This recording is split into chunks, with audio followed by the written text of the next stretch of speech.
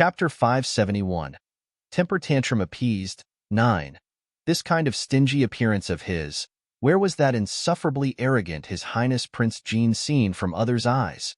Just earlier, he was peevishly saying that he wouldn't eat, but wasn't he trying to rescue his food now? Su Luo couldn't help but break into laughter. Understood. All of this is yours. If you don't finish eating it, see how I'll deal with you. Then you must feed it to me.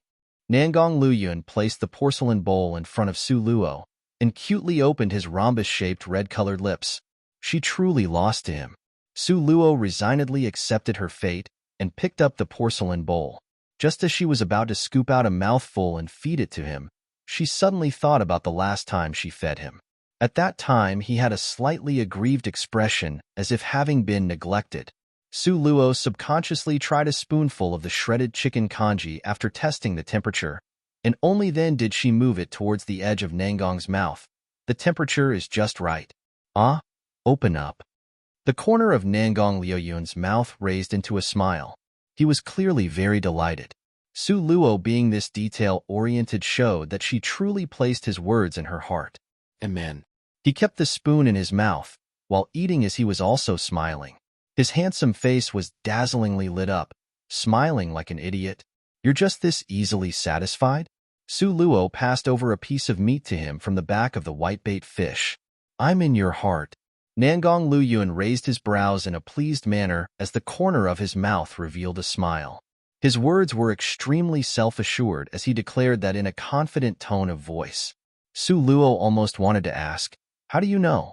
But then she felt that it would expose her true thoughts, so she pretended to glance at him with an indifference gaze. Nonsense, you're just guessing randomly. I never said that before. With a guilty conscience, Su Luo slightly lowered her eyelids.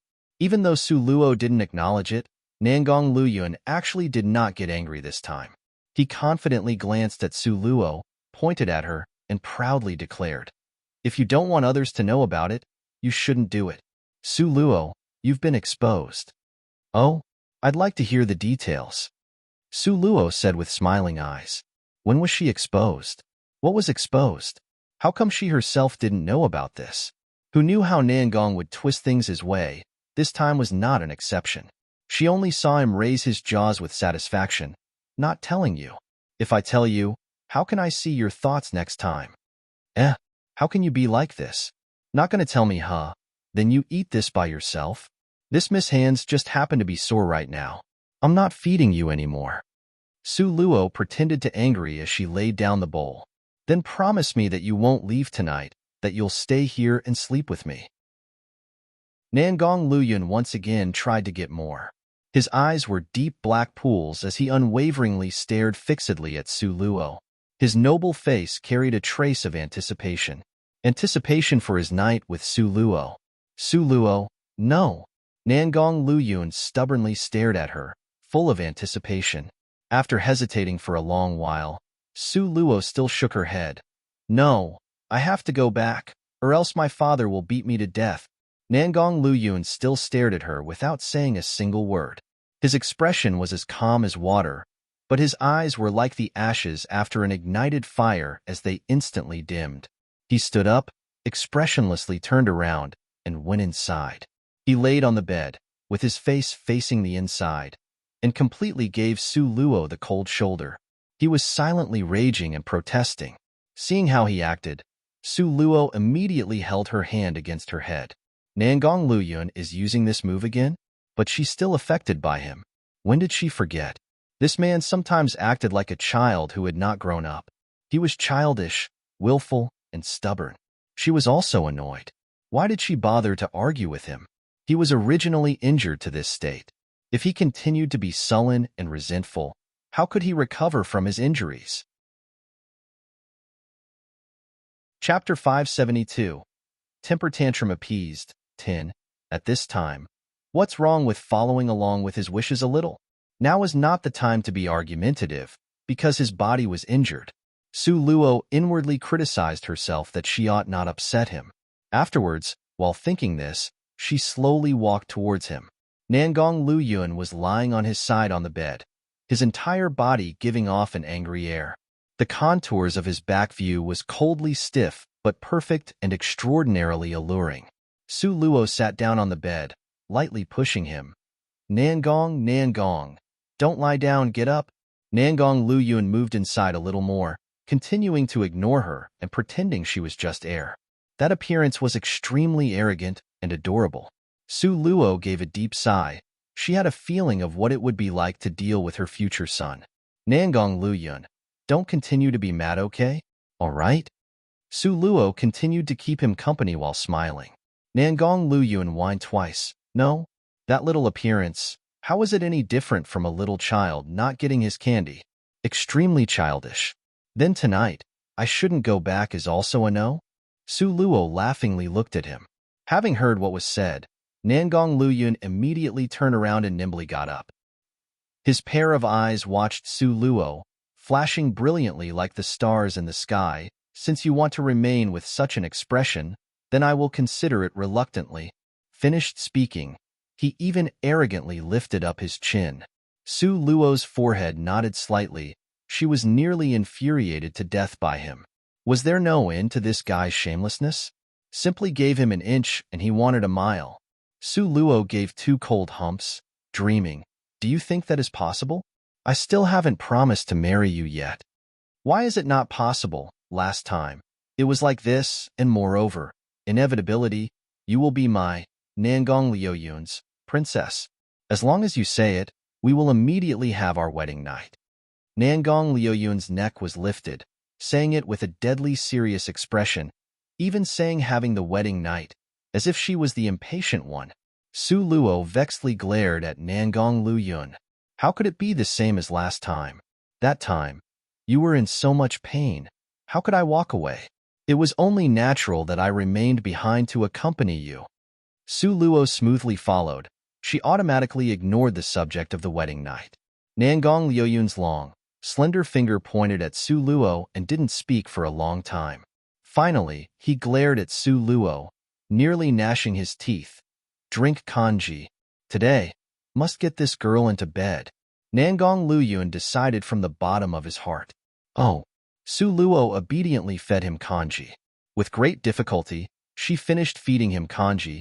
Then Su Luo asked a servant to take away the bowl and chopsticks to tidy up the place. Now, she was finally had free time. Currently, Nangong Luyun was carelessly sprawled on the bed, both eyes closed as if in a deep sleep. Able to sleep was also good. Su Luo picked up the thin comforter to cover him. When her hand touched his skin, Su Luo jumped in fright. What's the matter? Why was his body temperature so cold? Seeing him motionless, and Nangong Luyun lying there straight and stiff, Su Luo's heart suddenly had a bad premonition. She also didn't know what to think. Subconsciously, she placed her finger in front of his nose. There was no breathing. Nangong Lioyun's entire body was ice cold and also, he was not breathing. This discovery spread to Su Luo's brain, passing through the central nervous system. With great difficulty, she finally realized this was a dead person. Nangong Luyun, I order you to wake up. Immediately, Su Luo's limbs weakened. She was unable to take any action. She desperately shook Nangong Luyun, but his body remained stiff and motionless, with his breathing completely stopped. Su Luo's heart throbbed with violent badump sounds. Never have a person's death was able to make her nervous until now. No, Nangong Luyun must not die. Su Luo nimbly turned over suddenly, like boldly taking the initiative, and directly sat on Nangong Lioyun's body. She pried his mouth open, leaned over, and tried to give him air through mouth-to-mouth resuscitation. Chapter 573, Temper Tantrum Appeased, 11. At an angle Su Luo could not see. Nangong Lioyun's pair of shocked eyes were opened slightly, but very quickly, restored to its original state. He would never have imagined faking death would have this kind of treatment. He became completely stupid from satisfaction. However, his speed was extremely fast. It was in the blink of an eye. Therefore, Su Luo completely didn't detect it. Su Luo boldly sat astride his body while giving him mouth-to-mouth, and also massaged his heart using CPR methods. However, 5 minutes passed, Yet Nangong Luyun still hadn't improved the slightest. Moreover, his body was even more stiff than before. Su Luo became anxious and shouted at the people outside the door. She knew the steward was just outside the door, waiting. Something is wrong with Nangong Luyun. Quickly call the doctor. Quick! Su Luo yelled to him. The steward pushed open the door and entered, seeing the future princess so boldly sitting astride Nangong Luyun. Such a passionate scene immediately blinded him, and his old face had a shocked expression. Why haven't you quickly gone to look for a doctor? Su Luo angrily roared at him. Doctor? Okay. This old servant will immediately go. The steward hurriedly closed the door securely, his urgent sound of agreement coming through. However, the old steward was not the least bit worried. On the contrary, he was elatedly stroking his few whiskers of goat-like beard. Never imagined, really would never have imagined, the future princess was so bold. In all likelihood, not long after, a son would be added to the manor. But a princess being too bold was also not good. His Highness had such a strong, robust body and still needed to look for a doctor. Oh dear. The steward stroked his few goat-like whiskers of a beard, walking without any rush. With kind intentions, he decided to delay more time for the prince and his future princess. If Su Luo knew this matter was misunderstood to such an extent by the steward, perhaps the veins on her forehead would explode, right? Su Luo was completely unaware that her image in the steward's heart was that robust. Now, all of her attention was focused on Nangong Liuyun's body. Just when Su Luo was so anxious as to be at her wit's end, she saw Nangong Luyun weakly open his eyes. His clear, monochrome, phoenix eyes were half-opened, bewilderedly looking at Su Luo. Su Luo was frightened as well as overjoyed and also angry. What's the matter with you? All of a sudden, your body was stiff and you were not breathing. Are you trying to scare a person to death? Nangong Liuyun's complexion was pale. He seemed to have a gossamer thread of energy. He seemed bewildered and innocently looked at Su Luo. What just happened? The him right now. Where was that liveliness from just a moment ago when he was being arrogant and adorable? He simply looked as if a gentle wind could blow him down, weaker than fragile younger sister Lin. Suddenly, Su Luo's heart soured and was also somewhat worried. She very carefully and gently supported him to sit up. Can it be you aren't even a bit clear about what happened? Don't know. On Nangong Liuyun's wan face, a pair of limpid eyes were half opened and half closed. Seeing it made a person's heart sour.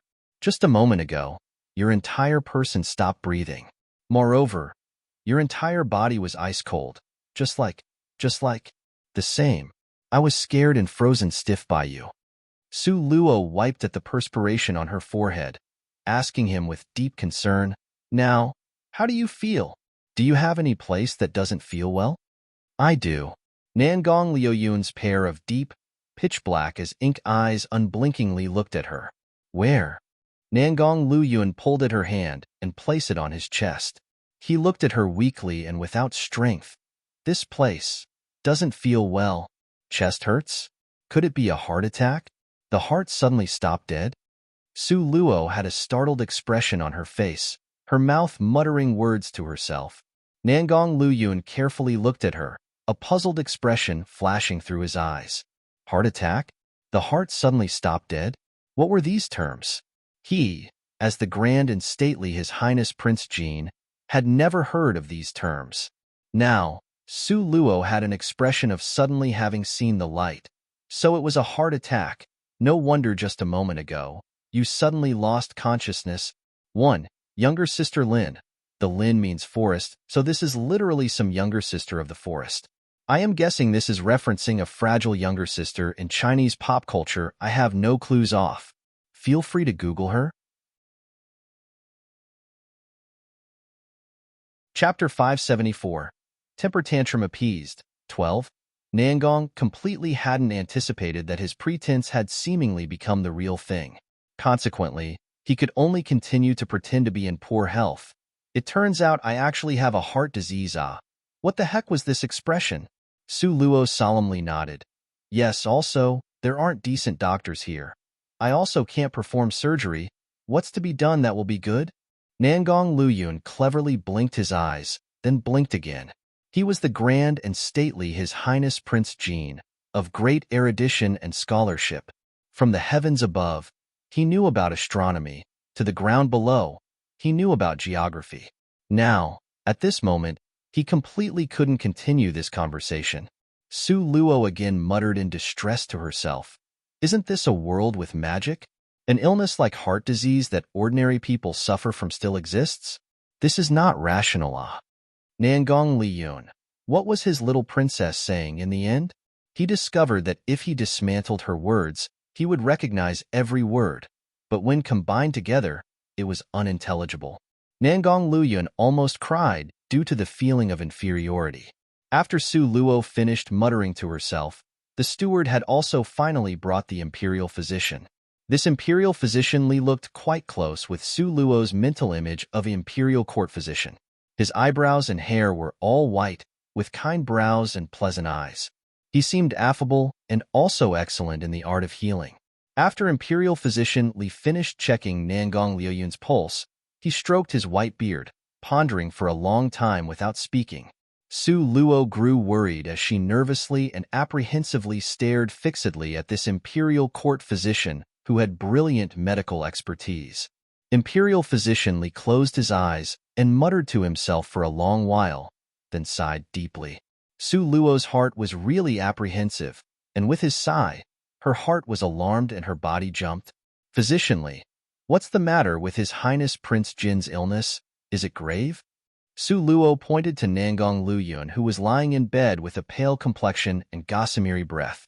The corner of Physician Li's mouth pursed slightly, but thanks to his long and thick white beard, it nicely concealed his slip-up. His Highness Prince Jin's illness. Imperial Physician Li glanced at Nangong Luyun enigmatically, then glanced away. He lifted his eyes to the sky. Difficult. Su Luo's heart became even more nervous. Perhaps her inauspicious crow beak had hit the mark. It truly was heart disease. Also, the congenital kind of heart disease. Under Su Luo's anxious gaze, only then did Physician Li compromise to say, "This illness of His Highness Prince Jin is very strange. He cannot get angry, even more. He shouldn't be furious. He must maintain a good mood. What he wants, give it to him." Physician Li stealthily looked at Nangong Luyun from the corner of his eyes, and the latter nodded with satisfaction. Su Luo scowled. Imperial Physician Li once again stroked his white beard, feigning being enigmatic. At this moment, the patient's condition is the most grave. He cannot be left alone. Otherwise, if his illness worsens and there is nobody to attend to him, the consequences will be too unthinkable. Imperial Physician Li lifted his eyes towards the sky. Once again, he stealthily glanced at Nangong Luyun's body from the corner of his eyes. The extremely weak Nangong Luyun reclined on the mattress. A clearly defined finger extended from the quilt at an angle Su Luo could not see and gave a thumbs up towards Imperial Physician Li, expressing he would be rewarded extremely well. As a result, the expression on Imperial Physician Li's face clearly became more sorrowful. He earnestly and worriedly warned Su Luo repeatedly, "Whatever request His Highness has, try to satisfy it as much as possible. No, it must be satisfied otherwise. If His Highness was provoked again to have an outbreak of this illness, then the consequences, alas. Even if it was the Deluo immortal one descending to the mortal world, he would also not be able to save this situation." Originally, Su Luo was not someone so easily deceived. For good or bad, in her previous life, she was also very astute. But her mistake was that, in the beginning, Su Luo had set up the frame for herself, firmly believing that Nangong Luyun had heart disease. These words that Imperial Physician Li said could also be translated as having to remain modest and keep cool.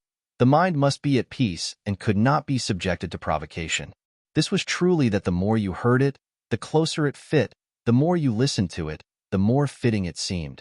Basically, you didn't need to doubt it. 1. Deluo Immortal. In the Taoist cultivation methods, this is the highest plane they want to achieve. Basically, at this stage, the person would not be restrained by time nor space and could happily go wherever and whenever. This is also the name of an immortal in the imperial court in the heavens. I'm not familiar with all this, so if you have more information about him, then feel free to let us know in the comments section. Chapter 575, Temper Tantrum Appeased, 13.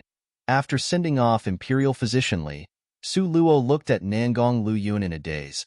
The expression she watched him with was full of heartache and distress. Nangong Luyun's heart gave periodic bursts of guilt. Just when he was debating whether to tell the truth or not, Su Luo's next action made him completely give up this idea.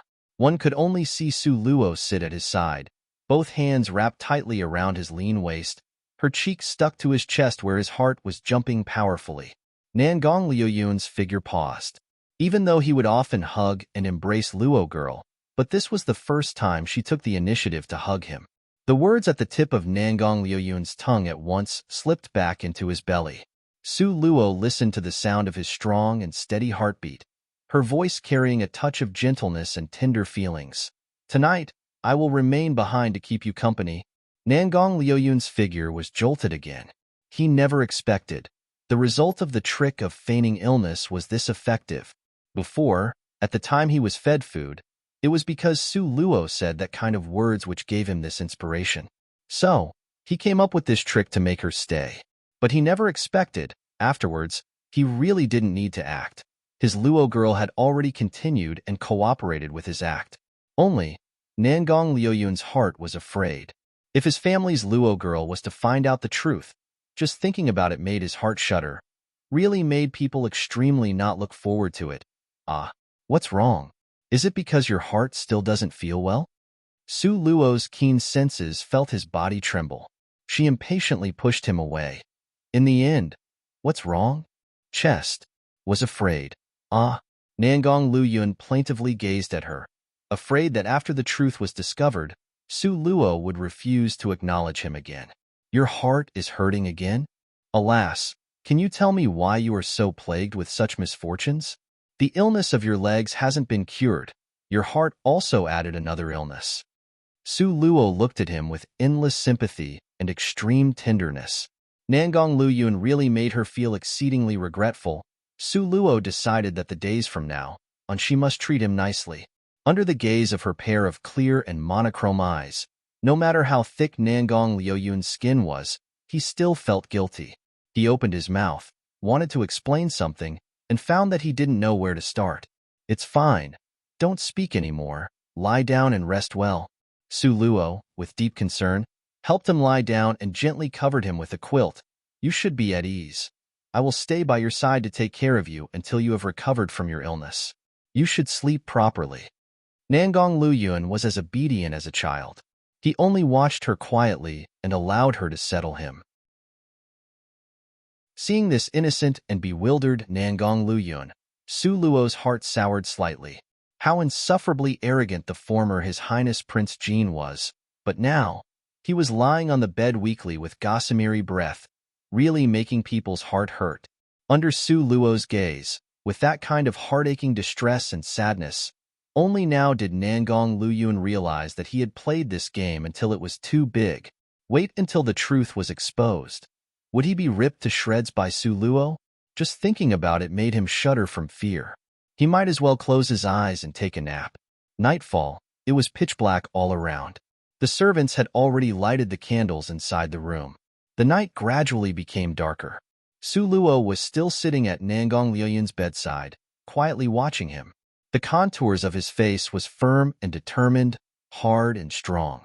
It was the most perfect and exquisite outline of any facial features that were combined together. This face was simply too poetic and picturesque, a complexion that could overturn the world. Looking at it couldn't help but make a person become engrossed in it, and it was hard to free oneself again. The more one looked, the more mesmerizing it became. The more one looked, the more one sank into oblivion. Staring fixedly at Nangong Luyun's serene sleeping countenance, Su Luo watched like an imbecile, with an infatuated and intoxicated expression in the depth of her eyes that she herself was unaware of. Nangong Luyun had maintained his steady breathing all along, but in fact, he hadn't slept since the beginning. Chapter 576, Temper Tantrum Appeased, 14. His phoenix eyes opened slightly. Seeing Su Luo's earnest appearance, Nangong Luyun seemed to still be hazy from sleepiness and mumbled a few sounds. So cold. So cold, cold. Su Luo became anxious. She held Nangong Luyun's hand and felt that his hand was ice-cold and stiff. I'll go look for the doctor. Su Luo was so worried that she just turned around and left. However, before she could leave, a slender arm suddenly extended from within the covers and wrapped around her waist. In the second that it took for the sky to spin and the earth to whirl, Su Luo had already tumbled into bed, leaning on her side. Nangong Liuyun's arm hooked her waist, hugging her very tightly, and unceasingly mumbled, "Cold. So cold." He also matched his words by shivering from head to foot. As if Su Luo was a warm comforter, once he hugged it, he was unable to let go. Su Luo struggled nonstop. "Nangong Luyun, you let me go. I need to go look for a doctor for you. If you continue like this, it will be bad." Su Luo recalled the situation this morning, when Nangong Liuyun's heart suddenly stopped beating, and immediately, her heart was alarmed, making her body jump from extreme anxiety. But Nangong Luyun only responded by holding her more tightly. He had imprisoned Su Luo tightly in his embrace, not letting her have a thread of possibility of escaping. Recalling Imperial Physician Li's instructions during the day, he told her not to provoke Nangong Luyun into being angry, that she must meet his requests as much as possible. Thinking up to here, Su Luo abandoned her struggle. "Okay, I won't go. I will stay to keep you company. But you must let me check your illness." And what made her feel strange was that Nangong Liuyun's body gradually started to relax, and the warmth also gradually returned to his body. This made the tip of Su Luo's heart have a strange feeling. Could it be her body actually had the ability to control his illness? Or was it that his body had the ability to warm up in a flash? It couldn't help but be said, "Miss Su, you hit upon the truth. Only you could control Nangong Liuyun's heart disease." But Su Luo really didn't know this. She was hugged by Nangong Luyun, her cheek pressed to his wide, solid chest, and the sound of his steady and strong heartbeats reached her ear. The two of them maintained this posture for a very long time. The night had already deepened, and Su Luo's sober eyes were half opened and half closed. Gradually, her gaze became fuzzy, sinking into a swamp like the dark night. Seeing her sleeping and hearing her steady and leveled breathing, in the dark night, Nangong Luyun suddenly opened that pair of pitch-black as ink eyes. He tenderly caressed her delicate cheek, a trace of happy but vexed expression flashing across his eyes. What ought he to do now that would be best? This lie seemed to get bigger and bigger. He thought for a long time and couldn't come up with a countermeasure. Nangong Luyun could only helplessly shake his head. He tightly embraced the girl in his arms, his jaw placed on her head and pressed against her soft hair. He fell into a deep sleep. For a night, they slept deeply. In the east, the first ray of the sun rose, the dawn slicing through the darkness. The first light of dawn broke through, carrying gentle, orange rays of light. It gave people a soft, gentle feeling of intoxication.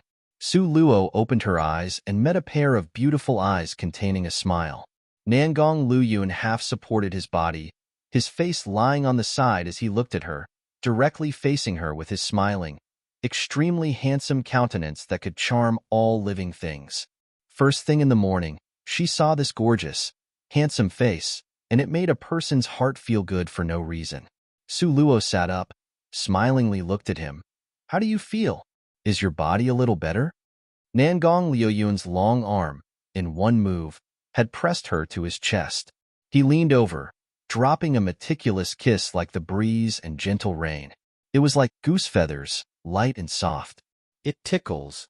Su Luo unconsciously pushed at him. She was still not used to touching him this intimately touching. "Then, I'll give you something that doesn't itch." Nangong Luyun turned over and had Su Luo under his body. Seeing Su Luo's stunned expression, with her red lips wide open,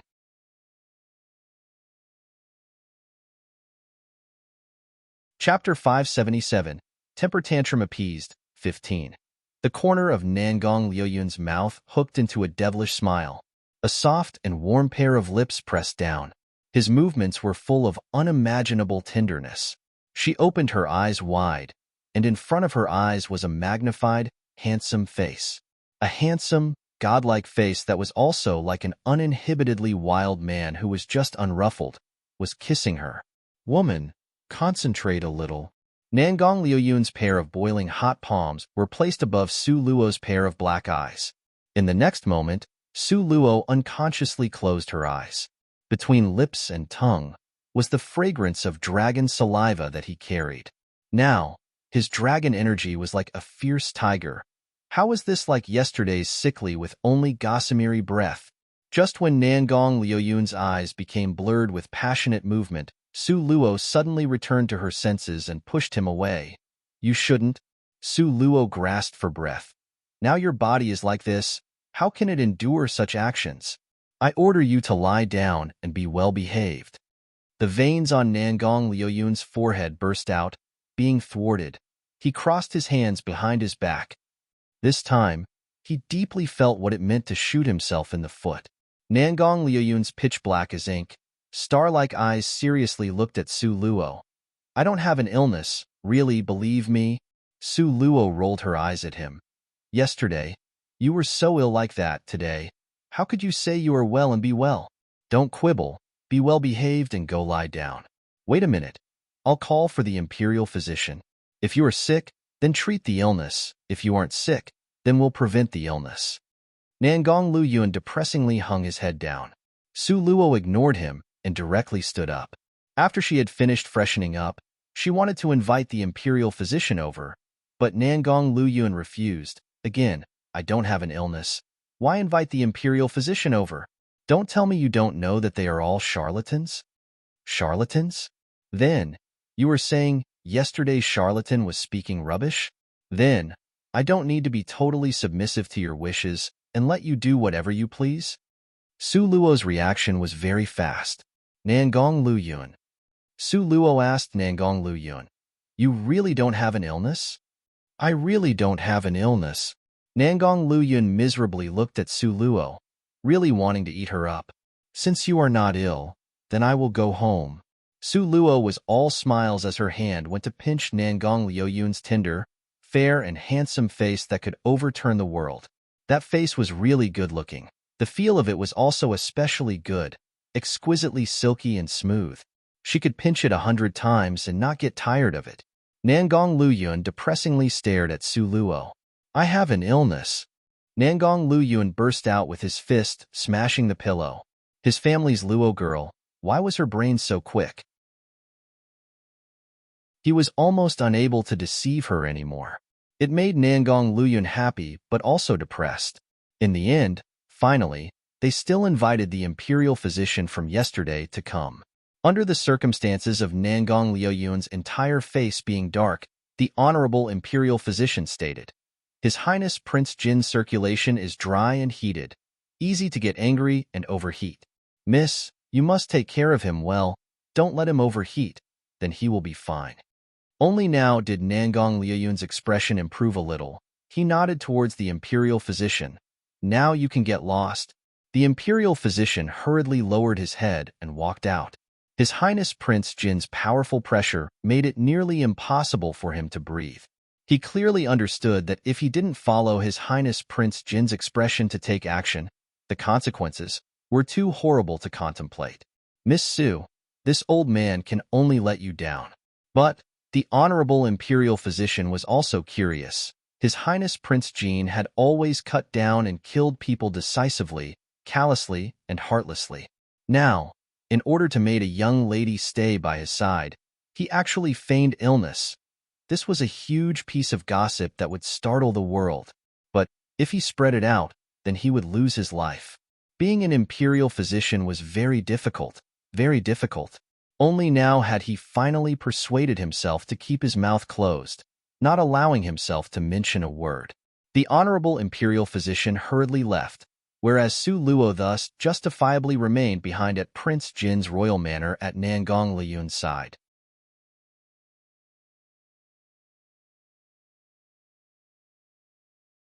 Chapter 578, Traveling to the Southern Mountains. 1. Su Luo had originally planned to leave on the second day. But how could she resist Nangong Liuyun's all kinds of acting shamelessly cute and pretending to be pitiful? One must know that when it came to Nangong Liuyun's two-faced side, he had incomparable potential. In front of him, Su Luo could only surrender. As a result, it kept dragging on until it reached the 7th day. I will really need to go now. Having left for so many days, my dad probably already has gone crazy. I want to avoid other things from happening. Su Luo helplessly said, of course, if I were to move out to live, then I would have more freedom. Only then did Nangong Luyun leisurely toss a single sentence at her. If you want to leave, it is possible. You must accompany this king to the southern mountains. Originally, they had already agreed to go to the southern mountains, only, with the appearance of Nangong Liuyun's situation, it then got delayed. Su Luo was disdainful of the foul atmosphere at Su Manor. Nangong Luyun was disdainful of Su Manor's irksome presence. Therefore, the two people were in agreement and immediately decided to head towards the southern mountains.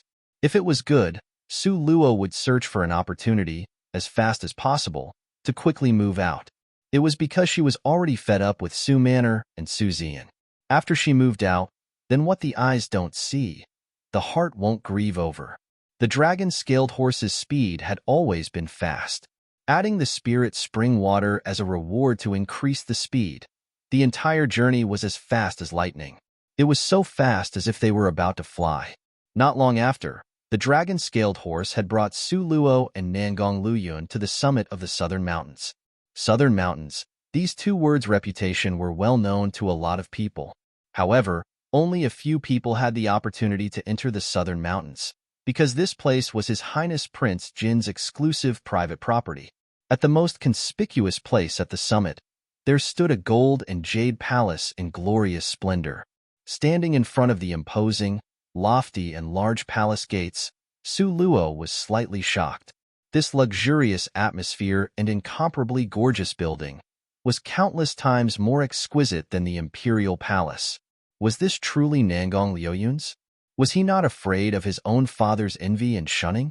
Su Luo turned around, staring at Nangong Luyun. Is this the little courtyard you told me about? Before, Su Luo had really believed it was going to be a small courtyard, at most. It would be as big as Su Manor. Who could have imagined that it was actually this huge? Nangong Luyun very innocently nodded his head and even gestured. Is this not a small courtyard? It is only this minuscule in size. Su Luo was speechless. She rolled her eyes towards the sky. Between the two of them, there was indeed a deep divide like the Marianas Trench. How could this even be called a courtyard? This was obviously a luxurious and grand palace, okay? Also, compared to the imperial palace, this was several times more exquisite and gorgeous. The space it occupied was also several times that of a normal palace. She only wanted a place for one person to live. Not knowing what kind of evil tastes Nangong Liuyun's also had, to actually use gold bricks to cover it and white jade stairs. It was extremely extravagant. The most important thing was that this courtyard occupied a third of the southern mountains, and he actually still said it was a small courtyard. Come, this king will give you a tour. Once you see it, you will definitely like it. Nangong Luyun skillfully pulled Su Luo's delicate and soft hands and walked towards the interior. On the two sides of the great hall, there were 2 rows of servants who waited respectfully. Although these people were servants, however, every one of them had pretty features, with a tough and stocky build. Their bodies were tall and straight, full of energy, as energetic as a dragon with a tiger's ferocity. Every person was picked from 1 in 10,000. Not a single one was simple. Su Luo secretly raised an eyebrow. It was only a courtyard that he occasionally visited. These servants might not even see Nangong once a year. However, all of them were carefully selected. There wasn't the slightest bit of carelessness. It could clearly be seen how high Nangong Liuyun's standards were normally. Now, all of them respectfully stood there submissively under Nangong Liuyun's pressure, and due to the respect of an expert's might that came from his entire body. They did not even dare to breathe, let alone lift their eyes up.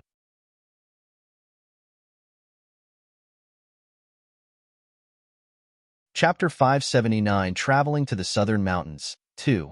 The servants stood in 2 rows. Between them, a thick and soft pure woolen carpet was spread out. Nangong Luyun pulled Su Luo along and walked as if nobody else was present.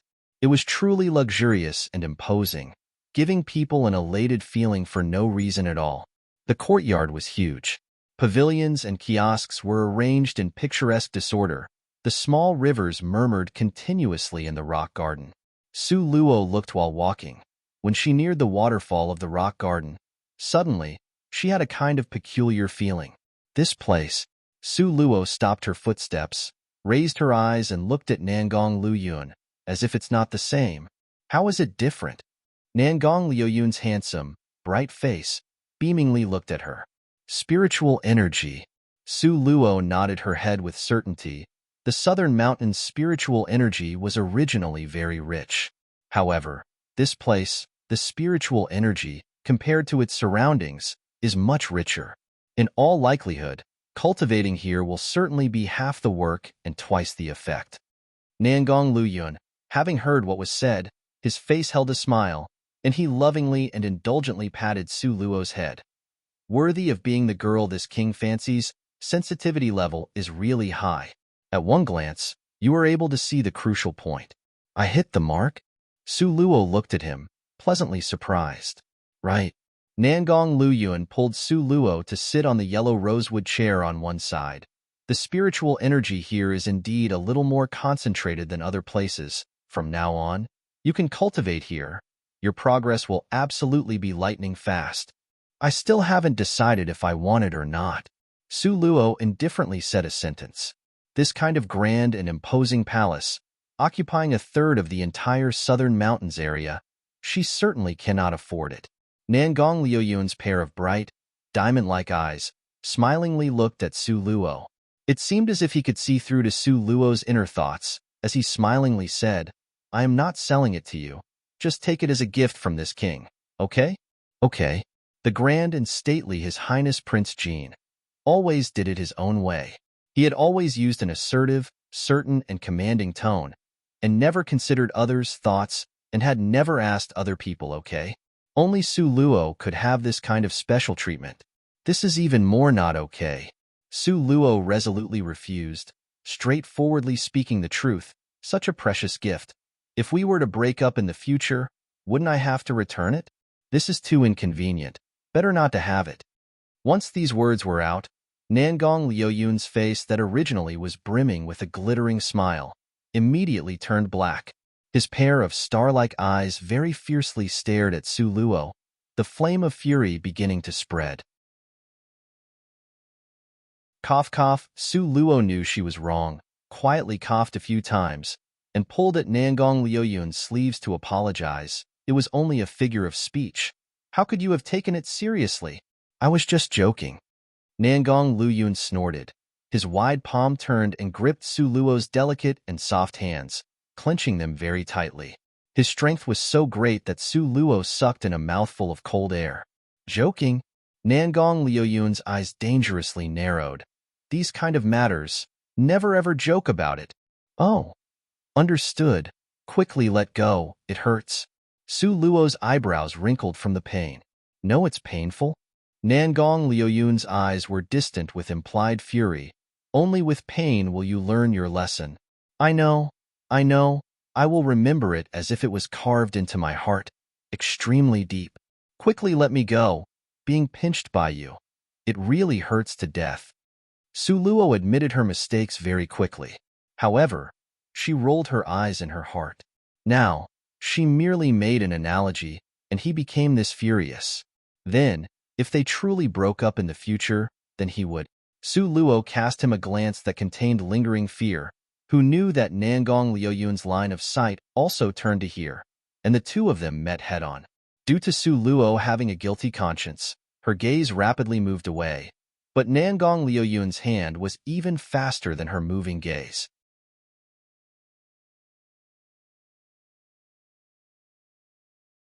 Chapter 580.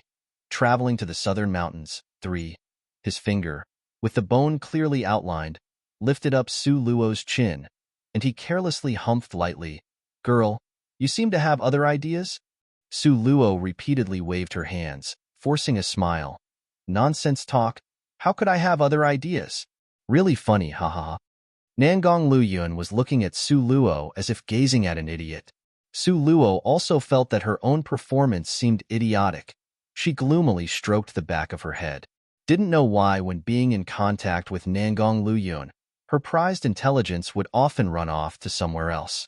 Su Luo saw Nangong Luyun staring at her frostily, and as a result, she hurriedly changed the topic. What is the price of this courtyard? I do not want to receive it for free. Nangong Luyun had both hands folded behind him and contentedly leaned back into the chair. He raised an eyebrow to look at her. 49 pieces of green-colored crystal stones. 49 pieces of green-colored crystal stones? This was indeed not expensive. If the amethyst crystal fish worked a little harder to spit out a cyan or blue-colored crystal stone, very quickly, the debt would be settled. Su Luo smilingly said, "This price is fairly inexpensive. Come, let's do a simple and direct transaction." Nangong Luyun, however, only swayed the forefinger of his right hand. No, the money has already been paid. Doesn't need to be paid again. Already been paid? Su Luo was stunned. How was it that she didn't know? Do you still remember that matter when we went to the Sunset Mountain Range? Nangong Luyun smilingly looked at Su Luo, crafty as a fox. How intelligent was Su Luo? Simply a little hint, and she would thoroughly understand. She looked at him. Are you talking about the 50 green-colored crystal stones that were used last time to treat your illness? Smart. Nangong Luyun rubbed her head, as if praising his most beloved spirit pet. Then, you still owe me a single piece of green-colored crystal stone. Why is it you don't simply take out 50 green-colored crystal stones? Then, wouldn't that be settling this clearly and completely? Su Luo suspiciously and puzzlingly asked. Who wants to be settled with you completely? Nangong Luyun said it through his nose, as his eyes flashed with brilliant lights like the stars, profoundly mysterious, making it impossible for others to fathom. Only, his voice was very light and also obscure, so Su Luo did not hear it clearly. What? Su Luo curiously asked. Only 49, then only 49. What is the relationship between us? How could this king profit out of your crystal stones? Nangong Luyun deadly earnestly said. Then it's fine. Give me the other piece of green-colored crystal stone. Su Luo smilingly spread open her palm. Don't have it. Nangong Luyun straightforwardly and firmly shook his head. Who are you? The grand and stately His Highness Prince Jean. How could you not be able to bring out even a single piece of green-colored crystal stone? Who are you kidding? Su Luo joked with him. If you want a person, then there is one. If you want a crystal stone, then there is none. Nangong Luyun's phoenix-like pupils raised slightly, smiling like a crafty fox. Why does it have to be like this? It's not like you can't afford it. Su Luo truly could not understand. What was Nangong Luyun doing? Nangong Luyun fixedly looked at her, a trace of seriousness flashing through his deep, beautiful eyes. Only after a long time did he sigh. Because like this, another layer would be added to our relationship. Among all kinds of tangled and complex relationships, the creditor and the debtor's relationship was the most secure. If he gave the full price of 50 crystal stones, Luo girl would directly take all the crystal stones, and then, it would be as she said, everything would be settled cleanly and clearly. But, as the debtor, it was different. To return or not, the crucial point was on him. As long as he did not return it, then their relationship would never be erased. Su Luo thought and finally understood the tricky road in this path. Suddenly, her figure became motionless, as she silently gazed at him. You? Why bother going to the trouble? His gentle feelings, at first glance, nothing could be seen, but bit by bit, it came together to form a single thread. Finally, like a crisscrossing net binding her inside, she was deeply absorbed yet unable to free herself.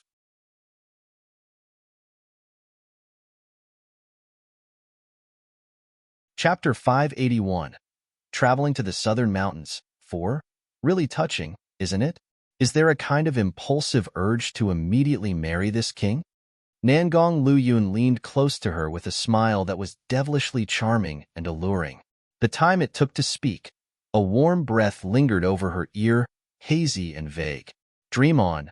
The trial run of 3 months haven't started yet. Don't go indulging in flights of fancy. Su Luo pushed away his handsome face that leaned close. But Nangong Luyun insisted on leaning in close. As a result, the to and fro tussle between the two began. However now, Steward Wang of this courtyard just happened to carry something over. When he saw this scene, his foot stumbled and he nearly tumbled to the ground. Seeing someone come over, Su Luo immediately released Nangong Luyun. She sat up straight and still with an appearance of a dignified, wise, and virtuous woman. Nangong Luyun sent a displeased glare towards Steward Wang. Immediately, Steward Wang's legs softened. His figure that was steadied with great difficulty bent once again. He directly sat down on the ground where he stopped. How do you handle things? Nangong Luyun slanted him a harsh gaze. That imposing manner disdainful of the world truly terrified a person. The cold sweat on Steward Wang's face rolled down with a rustling sound. Su Luo, seeing this, really couldn't bear it. Nangong Luyun, this hooligan that despised worldly conventions, with a smiling expression across his face, how could he be that terrifying? Why would each and every servant act as if he was Satan? Each and every one of them was scared to death of him? In fact, how could Miss Su know? Nangong Luyun had always treated others without faking politeness. Only to her would he be this kind of pampering and indulgent. Steward Wang crawled up with great difficulty, with small steps, ran to in front of Nangong Luyun and respectfully handed over the folded document he carried. Nangong Luyun gave a careless, light humph. Immediately, Steward Wang's legs suddenly softened again. Nangong Luyun merely glanced at it, and then placed the folded document into Su Luo's hand. Put it in a good place. Su Luo accepted it and took a look. It turned out to be the deed for the land and the house in this courtyard. The entire southern mountains is yours? Su Luo looked at the marking of the land deed, and she was immediately awed. It is more accurate to say, now, the entire southern mountains is yours. Nangong Luyun beamingly looked at her, his eyes carrying a tenderness that even he hadn't discovered yet. Isn't this too precious? Su Luo raised the thin piece of deed in her hand. You saved this king's life. Do you feel that this king's life couldn't be compared to a small southern mountains? Nangong Luyun's eyes narrowed dangerously, casting a glance at Su Luo. Su Luo was also not a very sloppy person. Since Nangong Luyun said it like this, then she would not be polite and accept it.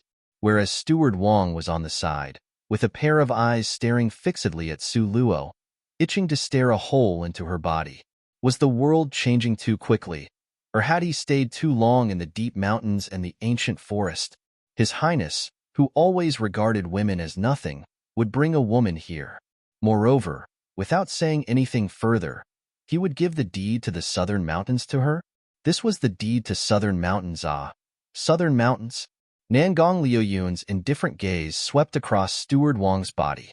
Steward Wang immediately had a period of shrinking in fear.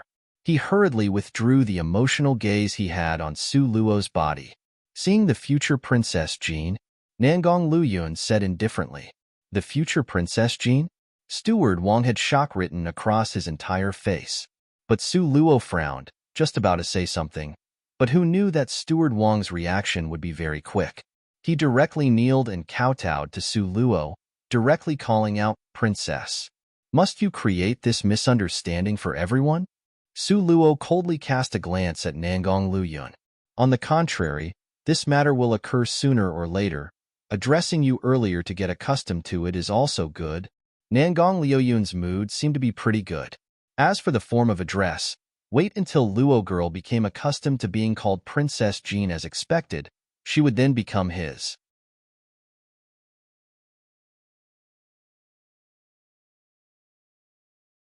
Chapter 582.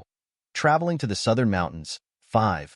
Consequently, Steward Wang, who had accepted Nangong Luyun's suggestion, after he returned, the first thing he would do would be gather everyone to change how they address her. The concentrated spiritual energy in front of her made Su Luo feel too embarrassed to take it easy. With Su Qing, this bomb, suspended above her forehead, Su Luo therefore had a greater feeling of pressure that repeatedly occurred. Nangong Luyun and her sat apart at both ends of the lawn. They started to circulate their spirit force to begin cultivating. Su Luo sat cross-legged with both eyes tightly closed. She was thoroughly immersed in cultivation, completely unaware of what this evening was. She first cultivated the basics of her fire element, whereas the her in her space was constantly cultivating her space element. Thanks to that piece of strange spirit rock, countless flames from the Cave of Flames were brought back to supply Su Luo with fire for her cultivation. Last time, Su Luo broke through to the realm of the flaming spring. During these few days of cultivation, Su Luo could feel the faint signs of a breakthrough again. Sure enough, after 2 weeks of cultivation, Su Luo successfully advances to the flaming river stage. The range that she could release her flames in, compared to the flaming spring, was 5 times as large. The her in her space was also not idle. Last time, in the battle with Su Qing, she accidentally comprehended the second layer of the great dimensional imprint, the nothingness of space. But this nothingness of space was really too small, way too small. Su Luo saw the jade piece the venerable divine dragon had given her. Nothingness of space was demonstrated inside it. It was so vast as to be limitless, to the point of nearly being an independent world. In this independent world, the venerable divine dragon was just like a king. Just like a ruler, he could control the speed and gravity of this space. But Su Luo's nothingness of space right now was small as the size of her embracing arms. Additionally, she was unable to do anything at all in it. She had offended so many people, just only family, and she was unable to guard against them. This jade piece, who knew when it would be needed to save her life once. Therefore, Su Luo decided to use everything to finish studying all the cultivation methods inside this jade piece. The time of cultivation passed very quickly. When Su Luo opened her eyes again, the color of the sky faintly shone with the dawn. At her side, Nangong Luyun sat cross-legged, both eyes tightly closed, as if his cultivation was at a critical juncture. Su Luo didn't disturb him. She got up quietly to walk out. The early morning air was especially good. Su Luo had both hands behind her as she unhurriedly strolled in the courtyard. Suddenly, she discovered that the surroundings seemed to have a trace of movement. She carefully listened and found that the sound was coming from outside the wall. A soft, constant breathing sound. It ought to belong to humans. Moreover, it was also not alone. Su Luo was bewildered. So early in the morning, who would appear at the foot of this wall? The more she thought, the more puzzled she became. Su Luo whirled her body and rose, landing gracefully on the top of the wall. Sure enough, underneath the wall sat 2 people, 1 man and 1 woman. When she saw these 2 individuals, Su Luo immediately laughed. Su Luo did not have many acquaintances in this different world, yet she was quite familiar with both of these individuals. Hey, you 2 people, what are you doing here? Su Luo sat on top of the wall, unhurriedly swaying her legs, watching these 2 people with a ghost of a smile. How is it you are here? In the hazy morning light, Lu Ruohua was just engrossed in her cultivation and didn't expect to be woken by someone. She raised her eyes to look and saw a woman sitting on the wall who made her gnash her teeth in hatred. She was watching her, full of interest. Lu Ruohua then exploded with a loud shout on the spot. Lu Ruohua's voice immediately roused Lu Changfeng, who was equally immersed in his cultivation. He opened his eyes, and when he saw Su Luo, a trace of fury flashed through his eyes. Do you know where this is? You actually have the guts to appear at the top of the wall. Su Luo still hadn't questioned them yet, and Lu Ruohua had already showered her with a long speech.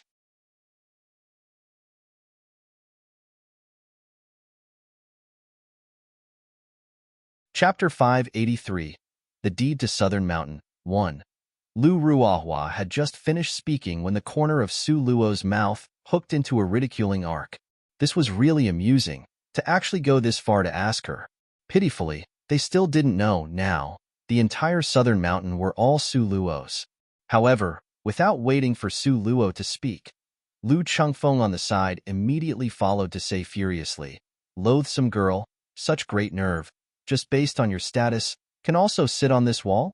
Su Luo couldn't help but feel this was laughable. Currently, she was this courtyard's real owner, and they still said she didn't even have the opportunity to sit at this end of the wall? This was really amusing. Su Luo also didn't tell them the actual situation. The corner of her eyes had a careless smile. "Oh, why is it I can't sit on this end of the wall? Could it be that this belongs to your family residence? If it belonged to our family's residence, then you could still sit a little. But here is..." The corner of Lu Ruohua's mouth hooked into a ridiculing sneer. "This is His Highness Prince Jin's courtyard. You behaving like this is simply courting death." Lu Ruohua thought Su Luo had stealthily snuck into the palace and would have a very guilty conscience. From the bottom of her heart, she believed that Su Luo would be afraid. But instead, she saw Su Luo was still sitting at the end of the wall, unperturbed. Her pair of legs was swinging back and forth. She looked extremely undisciplined. An angry expression flashed through her eyes. His Highness Prince Jin hated the most when other people touched his stuff, if he knew. Suddenly, Lu Ruohua's complexion darkened. It was because she suddenly recalled the buzz of news that spread throughout the capital about Su Qing and Su Luo's duel. At that time, His Highness Prince Jin led Su Luo by the hand to fly over, and that was on top of what she saw at the Sunset Mountain range. Su Luo looked at them with a ghost of a smile. Finally realized it after thinking it through? Lu Ruohua's face became cold. "His Highness treats you pretty well. To actually bring you here..." Both of Su Luo's hands were braced at the end of the wall, with her eyes lifted towards the east, gazing at the rising sun. Only after a long time did she carelessly cast a glance at them. "Naturally, but unlike you guys. All said, you guys are still the children of influential family, to have no choice but to hide in the corner of someone else's wall to stealthily cultivate. Isn't it humiliating?" Lu Ruohua was caught on the spot. Her face betrayed an embarrassed expression.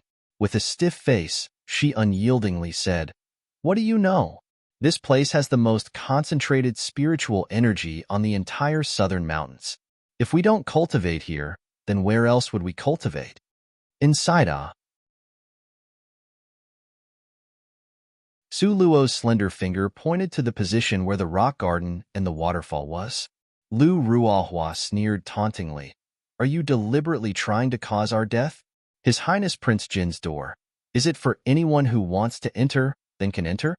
Su Luo spread out her hand. "It's me, ah. Aren't I an example of wanting to enter and just entered? It was merely a little courtyard. They would actually fear it this much. Really? Weren't they making a big fuss over a minor issue? Was Nangong Luyun this scary? Why was it that in her eyes, he was just like a never-having grown-up, rotten child that loved to act shamelessly and also throw tantrums?" Su Luo's words were really infuriating, and her manner was also really annoying. Having heard what she said, immediately, Lu Ruohua was infuriated to the point of idiocy. "If I can let you guys come in, can you answer a question for me?" Su Luo smilingly watched Lu Ruohua. Since after returning from the Sunset Mountain range, she was always busy with all kinds of things. She actually delayed the most important thing. "You can let me in? Dream on." Lu Ruohua gave voice to a sneer. "You want to cause our deaths? Then directly say so. Don't hold back like this. Hey, I say, why do you guys feel so inferior? Isn't it merely just entering a courtyard? How can it be related to a life-and-death situation?" Su Luo really could not understand. How could this courtyard have any relationship to a life-and-death situation? Feeling inferior? It's because you are too ignorant. Lu Ruohua glared at Su Luo. "You don't even know of His Highness Prince Jin's taboos? How did you live up till now at his side?"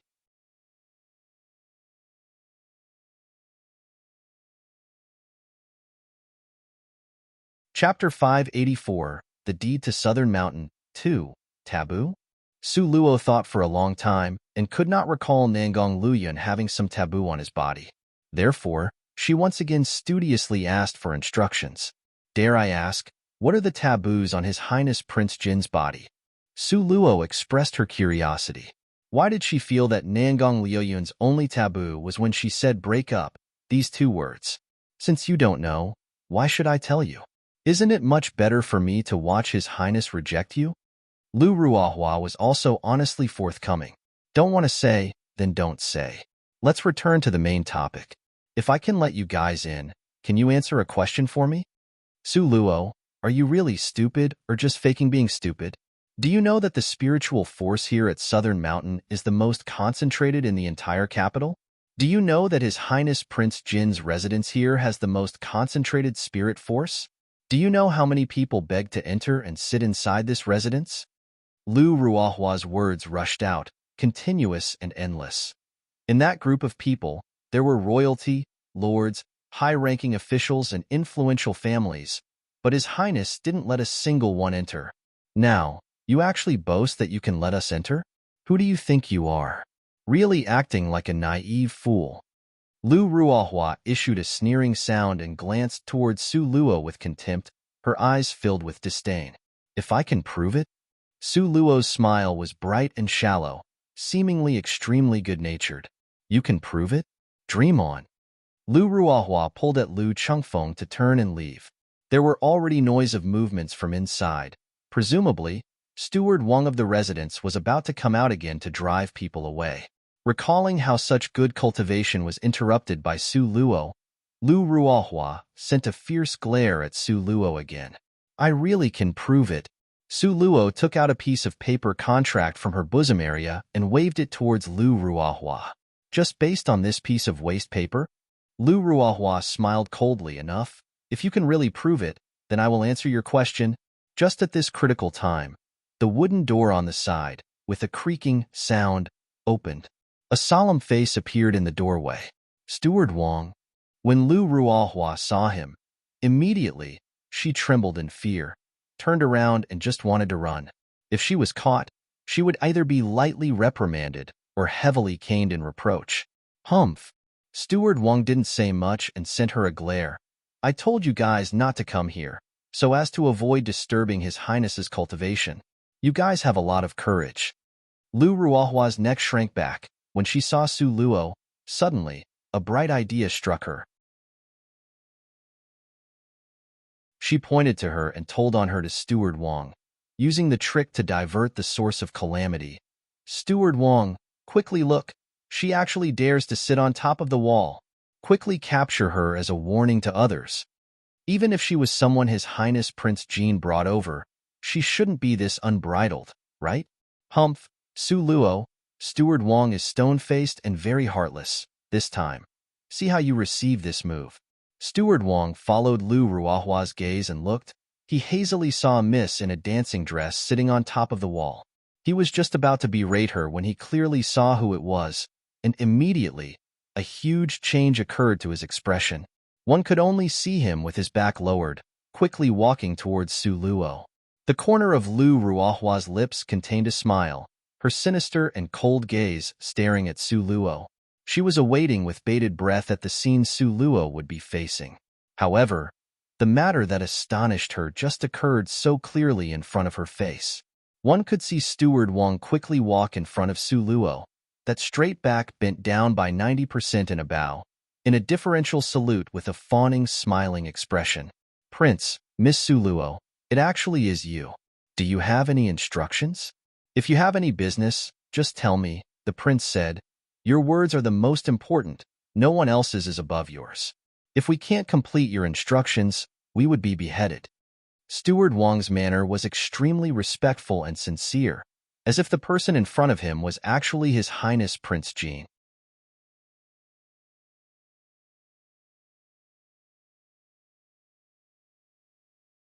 Chapter 585, The Deed to Southern Mountain, 3.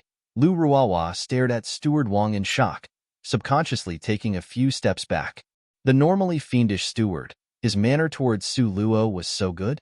Then, after she heard the steward's words, her entire person didn't feel so good. How was this possible? Absolutely impossible. It must be because she absorbed too much spirit force, and thus had a dizzy spell, creating a hallucination. Lu Ruahua pinched her own thigh. So painful. Now, she became aware, As it turned out, everything was not a hallucination. All of this really was happening.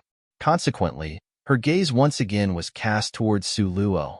Su Luo sat up high on the wall and waved her hand carelessly towards Steward Wang. Nothing. You first go back in. If I have anything, I'll yell for you. Yes, if you have anything, just instruct me. This old servant will wait by the side of the door. Steward Wang, smiling obsequiously, said. Lu Ruohua stared blankly as Steward Wang quickly walked to the side of the door, then respectfully and sincerely waited there. Steward Wang, on this southern mountain, was a big shot. He was one that said one thing and meant just that. Even them, as children of influential family, must treat Steward Wang with respect. But now, he was so respectful and sincere to Su Luo. In the end, what problem occurred between this period? His Highness Prince Jin was really spoiling and indulgent towards Su Luo to this degree? Could it be His Highness Prince Jin's treatment towards Su Luo was not as simple as merely toying with her? Su Luo smiled tauntingly towards Lu Ruohua. The matter you just promised, you are not thinking of backing off now, right? Lu Ruohua indeed wanted to go back on the promise, but that also depended on if she had the guts. Under Steward Wang's attention, with his glare of a tiger watching his prey, Lu Ruohua squeezed out a stiff, forced smile from the corner of her mouth. How are you going to prove it? If she was really able to enter this courtyard to cultivate, then she had earned a profit in the end. Su Luo's such meticulous planning and careful accounting temper, how could she let her take some small advantages? One could only see her take out that deed from her sleeves and directly tossed it on Lu Ruohua's face. What is this stuff? You dare? Before she could finish speaking, Lu Ruohua and Lu Chengfeng saw clearly the words on it, and at once, both of their faces had shocked expressions. The deed for the entire southern mountain? No, impossible. Lu Ruohua was dumbstruck and looked at the deed in her hand with disbelief. For a long time, she couldn't return to her senses. Southern Mountain, this was not merely a famous mountain. Exactly because the spirit force here was so concentrated. So over the years, everyone was paying attention to it. Every influential family fell over themselves to forcibly take it, until later, it ended up in His Highness Prince Jin's hand. Then, the unrest stopped. It was said that the Crown Prince wanted to build a courtyard on Southern Mountain, merely a small courtyard only that wouldn't take up too much space. However, His Highness Prince Jin didn't even raise his eyes before directly refusing. The refusal was direct and efficient. At the time, the Crown Prince nearly went insane from fury. Now, on top of Southern Mountain, besides His Highness Prince Jin's residence, the rest of the few families had spent a huge amount to rent it from His Highness Prince Jin. That rent was so high as to be beyond reasonable limits, but everyone still scrabbled madly for it. But now, this whole Southern Mountain had ended up in Su Luo, this loathsome girl's, hand. This was impossible. Lu Ruohua thought about it left and right. No matter how she thought about it, she couldn't understand. Granted, even if His Highness Prince Jin spoiled Su Luo, it was still impossible for him to give the entire Southern Mountain to Su Luo, right? This was the entire Southern Mountain. If Lu Ruohua knew that His Highness Prince Jin had cheaply sold off the entire Southern Mountain for 49 green-colored crystal stones, don't know if she would faint from the shock. Su Luo stood in front of her, both hands crossed over her arms and lifted an eyebrow with a smile that was not quite a smile. What? Don't recognize words? Can't understand it? How did you accomplish this? Lu Ruohua glowered at her with wide-open eyes unwaveringly fixed upon Su Luo. Naturally, I bought it now. It's my turn to ask you. Su Luo smilingly leaned close to her and muttered something into her ear.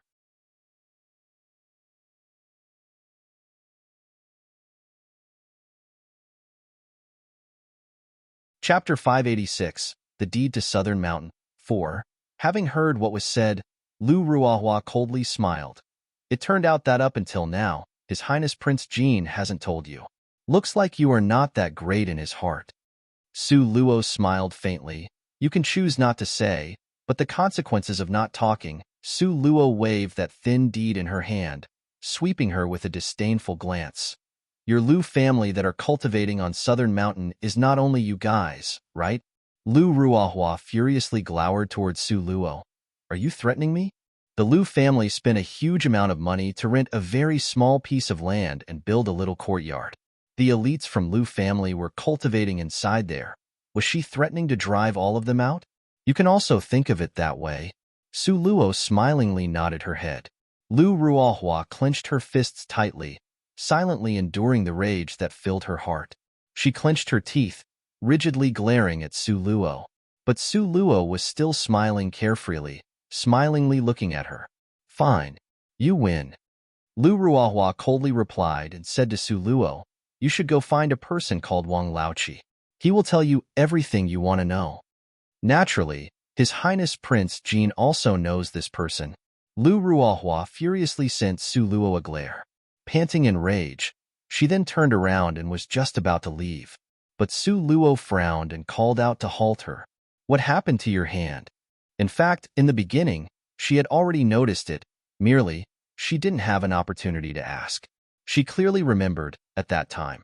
In a small town outside of the Sunset Mountain Range, Lu Ruahua's hand was directly cut off by Nangong. At that time, the blood flowed non-stop and she nearly died tragically. Also, it was not limited to Lu Ruahua. When Lu Chengfeng was at Prince Jin's royal manor, his hand was personally cut off by her. But now, this pair of siblings' hands actually grew out a new one. Their movements were smooth and looked intact. This really surprised her. Seeing we aren't lacking an arm or leg, very regretful, right? Very shocked, right? Humph. Lu Ruahua raised her chin, full of self-satisfaction. She even deliberately extended out the wrist that was once cut off and demonstrated it in front of Su Luo's face by shaking it. Today, in front of Su Luo, she became too sulky and now felt that there was one matter that was deserved some raised eyebrows to blow off some steam. How could she let this opportunity go? Cut off limbs can still regenerate? Su Luo doubtfully frowned. Why was it she hadn't heard of a cut-off limb growing back? In the end, what capable person helped the Lu family's two siblings? Humph, you must have been eager for us siblings to be forever lacking an arm, right? Now, Lu Chengfeng's cold eyes stared at Su Luo from the side, like a viper secretly hidden in the darkness at any time, was prepared to rush forward and take a bite. An ordinary apothecary could not heal this kind of having a hand severed problem. Could it have been an advanced apothecary? But that's not right. How was your Lu family able to invite an advanced apothecary? Su Luo remained perplexed despite much thought. Sure enough, Lu Ruahua's fundamental competitive trait burst out, and she sneered repeatedly. Advanced apothecary? Do you think an advanced apothecary could cure a cut-off hand? Dream on. I will tell you. Don't say you. Even His Highness Prince Jean would not necessarily be able to invite this venerable elder. That was the legendary super powerful person. If said out loud, he was the kind that would scare Su Luo to death. Humph. Don't think that only you know powerful people. Our Lu family is also capable. Someone even His Highness Prince Jean may not be able to invite, and your Lu family successfully invited this person? Su Luo disdainfully looked at her, the corner of her mouth rising derisively. She didn't believe it, that the Lu family could have this kind of capability. If they had this kind of capability, then they were unlikely to hide stealthily and come here to cultivate. Lu Chengfeng coldly smiled. Elite apothecary, apothecary Long, hee. I'm afraid with your kind of status, basically could not have even heard of this venerable person.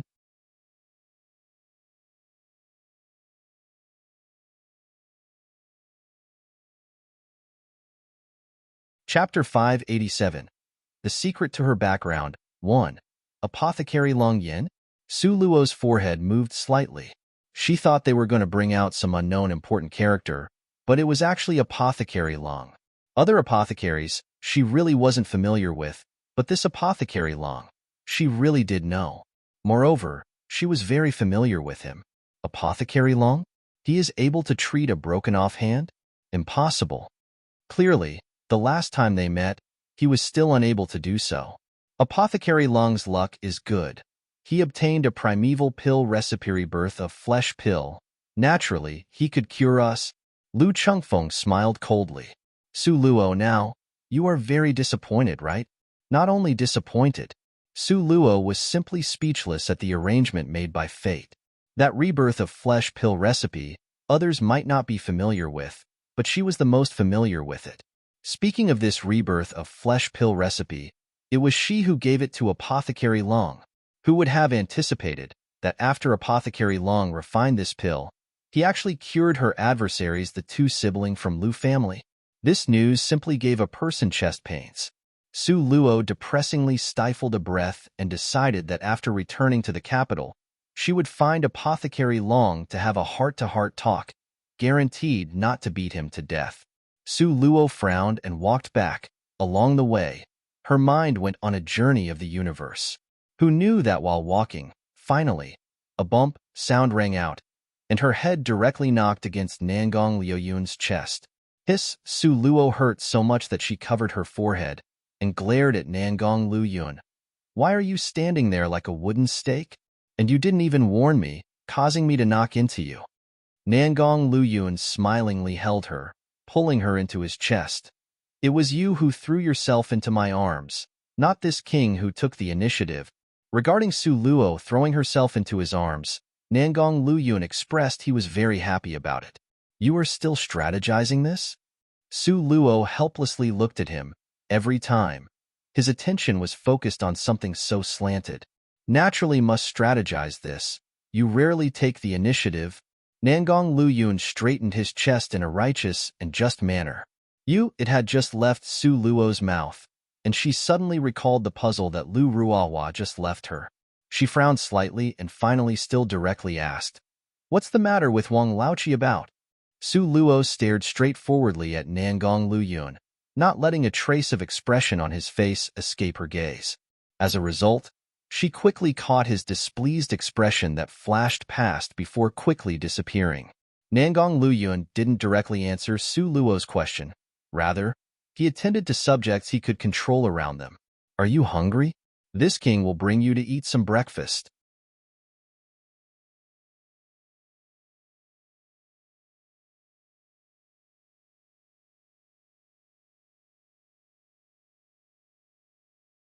Chapter 588. The Secret to Her Background. 2. Su Luo faintly felt that her background contained a huge secret, and this secret would topple all her former knowledge. I will tell you if you accompany this king to eat some breakfast, Nangong Liuyun said with an air of complacency. Su Luo was restless in her heart, yet her face kept smiling. Okay.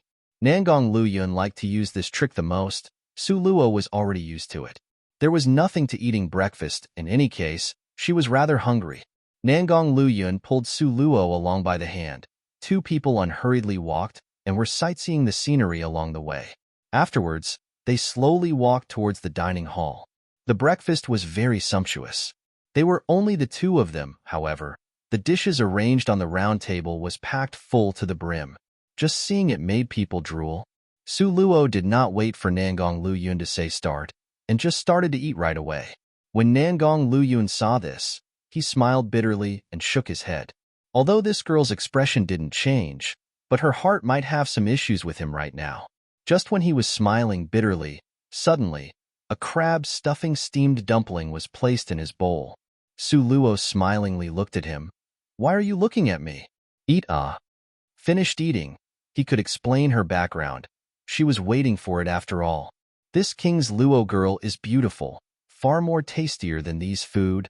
Nangong Liuyun proudly picked up the crab stuffing steamed dumpling. He politely and gracefully started to eat. Su Luo sent a glare towards him. Have you eaten your fill yet? Just this anxious? Nangong Liuyun raised an eyebrow and laughed. Precisely just this anxious. Su Luo glared at him. Concerning their background, who wouldn't be anxious? Su Luo was continuously glared at him while he was eating his meal. This time, you ought to have finished eating, right? After Nangong Liuyun had enjoyed finishing that crab stuffing steamed dumpling, he then unhurriedly put down his chopsticks. Fine, since it's like this king will tell you. Nangong Liuyun lovingly and in a spoiling manner flicked the tip of her nose. But after knowing the truth, you cannot cry. Are you truly taking me as a 3-year-old child that still cries? Don't think of me as so childish, okay? Su Luo gave him a push. All right. I am properly prepared mentally. Quickly tell me. Huh. Nangong Luyun lightly coughed to show the importance of this. This background of yours, mentioning it is really complicated. Up until now, this king still has not completely investigated it thoroughly. Then reveal everything you already know. Maybe I can offer a bit of insight. Su Luo looked at him with determination. This talk must start from 15 years ago. Nangong Luyun held Su Luo's hand as he slowly narrated some of the matters he had investigated.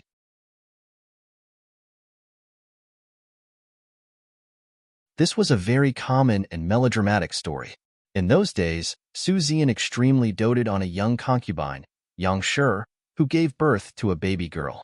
Because it was a difficult birth, Yang Shi fainted on the spot, and that infant hadn't been born for long before it stopped breathing. That day, there was a different, natural phenomenon. The whole sky was multicolored. A rainbow was spread out. A divine bird flew in a circle above the entire imperial capital. At this auspicious moment, if it was spread out that the great General Su's manor had a dead infant, then that was very ominous. With regards to Yang Shi, that was like drowning in calamity. Yang Shi's wet nurse was extremely anxious, but luckily, she picked up a female infant in front of her door called Su Luo. This was indeed a golden opportunity bestowed by the heavens.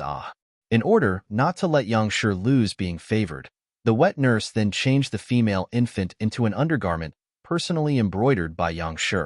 She placed the infant in a red swaddling cloth and delivered her to Yang Shi, then switched out the dead infant. Yang Shi was dizzy. She was completely unaware that her own biological daughter had already died. Now, the baby girl lying beside her was already not her own. Seeing Yang Shi showing deep affection towards the little girl, the wet nurse really didn't dare to speak about the real situation. She could only make do the best she could after the mistake and just continue on with the mistake like this.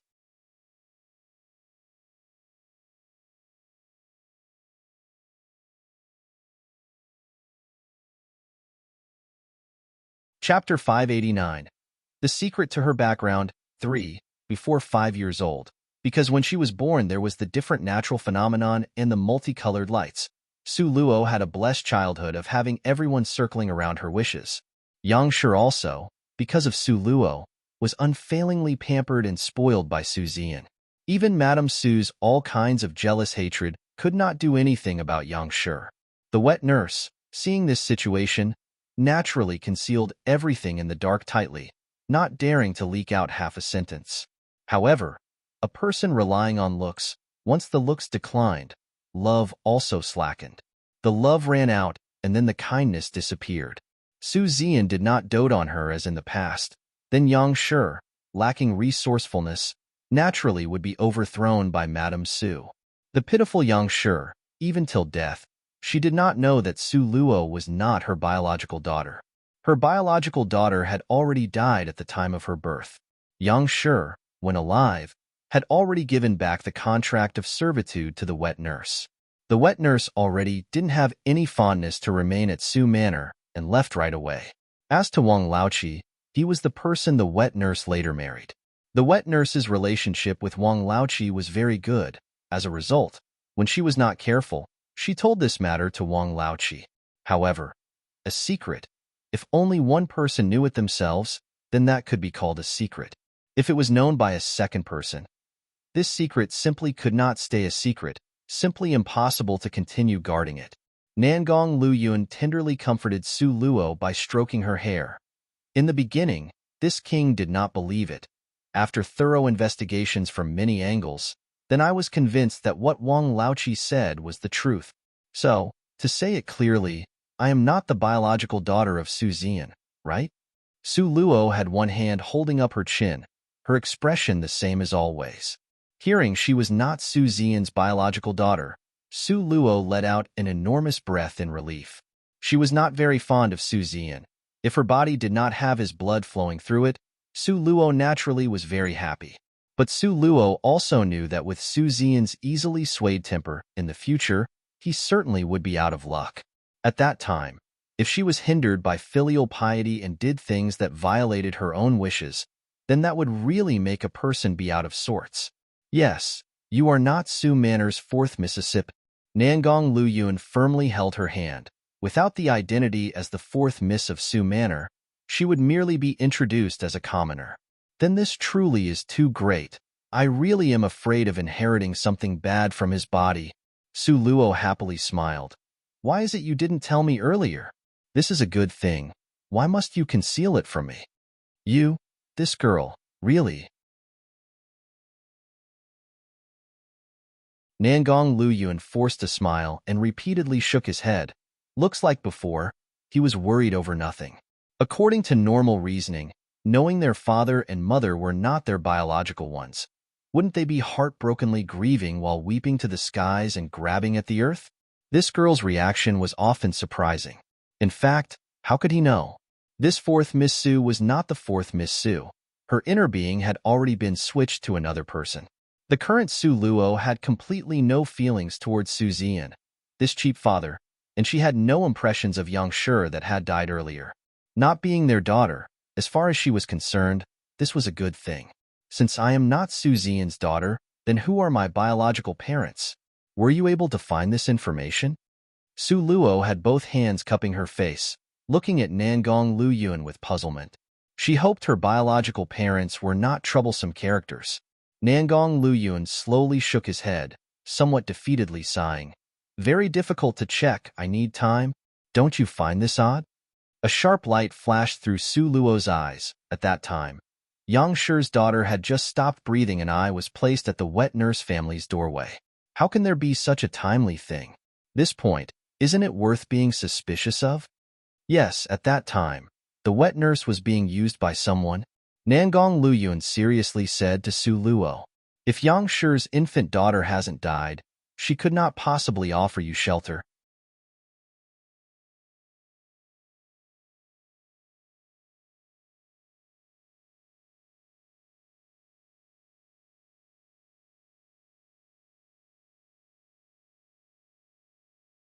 Since after she became aware of her own background, Su Luo's mood became quite good, and her cultivation speed also followed closely.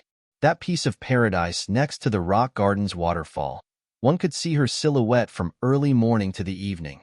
Because Su Luo deeply understood, there was little time left for her. If Su Zian became aware of her background, he certainly would have an acrimonious falling out with her.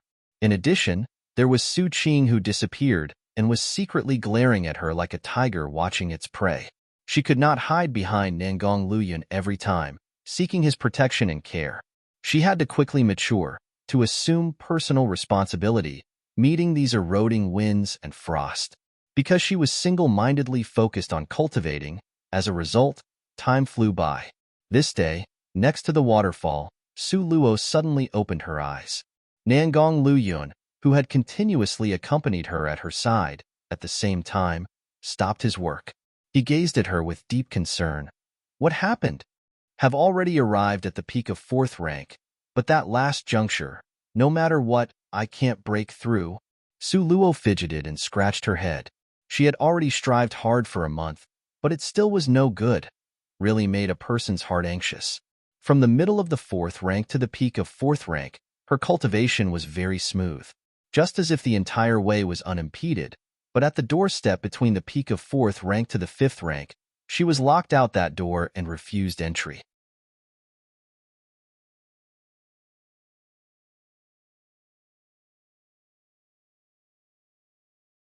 Chapter 591. The secret to her background. 5. Tenderly looking at her, Nangong Luyun consolingly patted her slim shoulder. You need an opportunity to break through. Perhaps, in that moment, you will make a breakthrough. Don't worry, this matter can't be rushed. Perhaps 3 to 5 years, you won't be able to break through, right? Su Luo helplessly glared at him. Nonsense. This King's Luo girl is very clever. How could you drag it on for 3 to 5 years? I estimate you can make a breakthrough in just a few days. Nangong Luyun tapped her snow-white, exquisite nose. Su Luo unhappily rolled her eyes at Nangong Luyun, saying it would take her several days, really as if she was an immortal. Su Luo ultimately still sighed faintly. But I just am not able to break through it. What must I do? Completely without a lead. Nangong Luyun thought about it and he said, We have stayed at Southern Mountain for some time. After a few days, let's go down the mountain. Sometimes, the mind just lacked a little inspiration. When inspiration arrived, a person would automatically break through. Yes, that's also good. Su Luo expressed her approval. There were not much left of her crystal stones because of her diligent cultivation. She must think of a way to get some more. Recalling those crystal stones the crown prince owed her, Su Luo's eyes suddenly brightened. 1,500 green-colored crystal stones. It could supply her cultivation for a long time. Let's go down the mountain and collect a debt. He, don't know if His Highness the Crown Prince has prepared those crystal stones. The more Su Luo thought about it, the happier she became. The second day, Nangong Luyun accompanied Su Luo together to go down the mountain. The dragon-scaled horse, because he wanted to show off in front of Su Luo. Its two front forelegs galloped very quickly. The most difficult places were very smooth, giving a person the feeling that their shoes were on leveled land. Having a dragon-scaled horse is just a blessing, fast and steady. Traveling on long journeys is essentially not long. Su Luo praised. Nangong Luyun was somewhat embarrassed. He had thought to give her one, nicely surprising her and making her happy. But if this happened, later, he won't be able to sit in the same carriage with her. This gain does not make up for the losses. Therefore, His Highness Prince Jin indicated giving her other things he had but the dragon-scaled horse he did not have. Just at the moment, Nangong Luyun was mentally thinking. One could see Su Luo pull at his hand. Both of her eyes lit up, flicking with the brilliance of a gossiping lights. Oh, up ahead seems to have an accident. If it was in the past, Nangong Luyun basically wouldn't glance sideways with regards to these trifles. But since his Luo girl was interested, he would glance at it, doing this with some reluctance.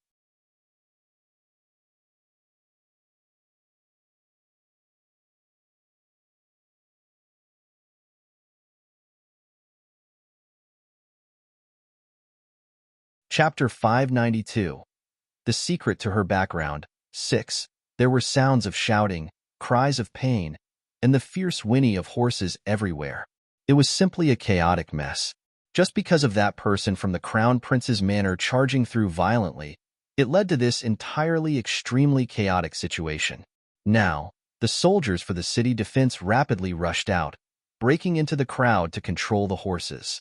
However, how could startled horses be so easily controlled? Momentarily, it was another scene of chaos. Nangong Luyun was hugging Su Luo, making fun of her as he asked, Luo girl likes to watch this kind of drama? Then, to get her to smile, it wouldn't be that difficult. Su Luo glared at him in annoyance, really expecting this man to be the savior kind of figure to descend and save the entire humanity sort of thing. Sure enough, it was not as good as expecting to depend on herself. Why are you looking at this king like that? Nangong Luyun touched his extremely handsome face and asked in puzzlement. Because you look good. Su Luo glared at him in vexation. As long as you like it, it is good. Nangong Luyun smiled from ear to ear. If I don't like it then? Su Luo smilingly looked at him. If you don't like it then, it's fine not to want this face. Then I will just pester and annoy you until you must marry me. Nangong Luyun said with immense satisfaction. Anyway, no matter how she said it, he was always able to take small advantages of it. His brain works really well. Su Luo's lips curled up. She simply didn't feel like talking to him anymore, her gaze once again returning to that chaotic scene. The carriage that caused this incident from the Crown Prince's manor also did not end up well. In this kind of chaotic scene, those several horses were also startled. Those horses from the Crown Prince's manor were all selected very carefully. Every one of them were the cream of the crop, excellent and eye-catching. Naturally, their fighting strength was the best. As a result, when the horses were mixed together in the chaos, the four horses pulling this carriage were not united as they moved in two different directions. The consequence of this kind of thing was that the entire carriage became unstable, crooked to the east and falling to the west over and over. The coachman's heart was greatly alarmed, ruthlessly flinging the horsewhip in his hand. But it was useless. Those 4 horses didn't even bother to take notice of him, opening their hooves and dashing forward in all directions. In the confusion, it crooked to the east and fell to the west. That arrogant and despotic coachman unceasingly whipped the people around him. Get lost, get lost, get lost. Do you guys know who is sitting inside? If injured, 100 of your heads is not sufficient enough to cut down. Get lost immediately. Don't block the way. The coachman whipped while cursing in rage.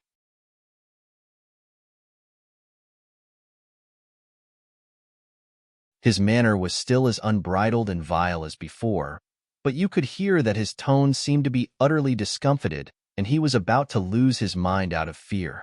This action of his once again caused a wave of disturbance in the surroundings.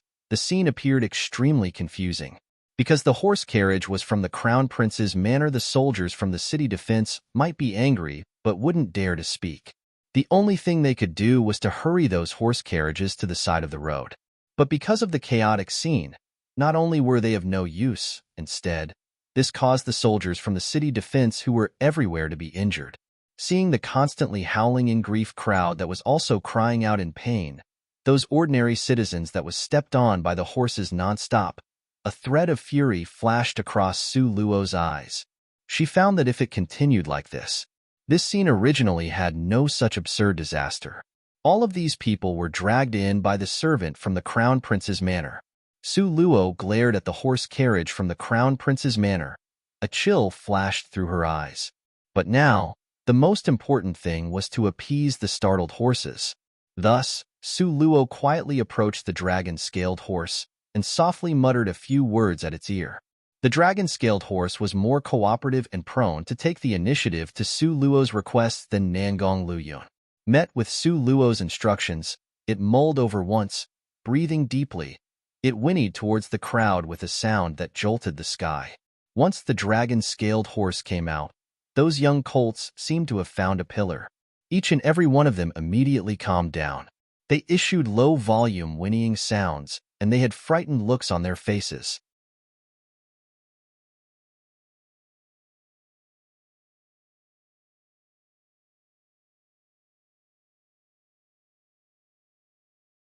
Chapter 593. The Crown Prince Suffers a Calamity. 1. The dragon-scaled horse's gaze revealed an ominous light, glaring at those horses from the Crown Prince's manor. Being glared at in such a way by the dragon-scaled horse, the mind of those horses cracked. They were so frightened as to give off fits of quivering, their legs weakening even more. A figure in dark red suddenly rolled out of the Crown Prince's carriage. Ouch! Hurting me to death. That dark red figure rolled out of the horse carriage and was knocked against the ground. This fall dropped her until she was dizzy with blurred vision and badly battered. She cut an extremely sorry figure. Liang Dimeng, 1. The coachman watched the Crown Prince's favorite Liang Dimeng being knocked out of the horse carriage. Immediately, he was scared witless, hastily dismounting to support her. However, Liang Dimeng directly slapped him. Idiot! Get the fuck away from me. That coachman was slapped until he tumbled backwards. He then hurriedly crawled up and kneeled down on both legs, repeatedly begging for forgiveness. Liang Dimeng, spare my life. Liang Dimeng, spare my life. Now, Liang Dimeng's maid had already dashed out and helped her up. Liang Dimeng had both hands at her hips, arrogantly surveying the surroundings. In an ice-cold manner, she said, "Just now, who was it that caused the Crown Prince's horse carriage to go mad? Voluntarily step out." For a short while, all around was an area of silence. Within Liang Dimeng's gaze, each and every one of them lowered their head. There wasn't a single person who dared to look her in the face. Yet now, Su Luo was standing not far from the dragon-scaled horse. Only her with lips curved up in a ridiculing smile. Her eyes were casting smiling glances that were not quite a smile at Liang Dimeng. In Su Luo's limited knowledge of the ancient times, she knew that Liangdi was a title used to address the concubine of the Crown Prince, second only to the existence of the Crown Prince's imperial concubine. Didn't expect that such a young Crown Prince already had a concubine. Fancy that he still time and time again asked her to be his concubine. Really too laughable. Compared to the Crown Prince, this slug, Nangong Luyun was indeed more pleasing to the eye. Without waiting for Su Luo to think too much, that Liang Diming suddenly walked step by step towards Su Luo. The whip she held in her hand. While she was walking, she whipped it, giving off slashing noises. Finally, she stood in front of Su Luo. Her beautiful eyes had a touch of a mocking expression. "Oh, isn't this the fourth Miss Su? Long time no see." This person knew her? Su Luo was somewhat puzzled. Only, the previous Su Luo was engaged to the crown prince. This Liang Diming knowing her was not hard to explain. Su Luo looked at her faintly, not saying a word. Liang Diming sneeringly said,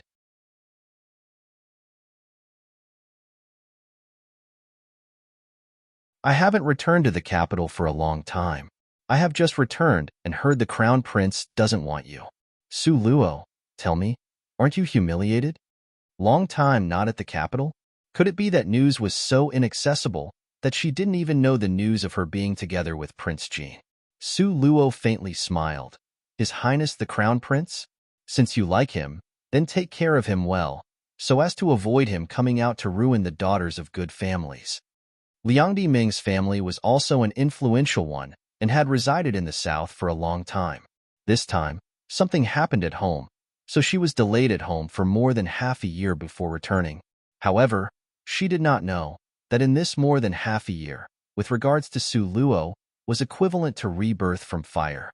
The her right now was completely different from the her before. But Liang Diming didn't know in her eyes, Su Luo was still the good-for-nothing, infatuated idiot that loved to bother the crown prince. As a result, she was not even a bit polite to Su Luo, and her tone was even harsher. Liang Diming coldly smiled, saying the grapes are sour when you can't eat it. "Su Luo, do you know, your appearance now really makes a person feel sick." Su Luo smilingly cast her a glance, casually smiling as she said, "Only you still think that the crown prince is a treasure. But may I offer you a word of advice out of kindness? The earlier you leave that crown prince, the better. Otherwise, a huge disaster will befall on you. 1. Liangdi the Chinese is. This is a title given to concubines of the crown prince. This concubine's position is right under the official wife. 2. Ninja is still looking for signature to protest against company that build dam on the Amazon River. Here's the link. Ninja will translate chapters for signature. Make sure to post so Ninja knows.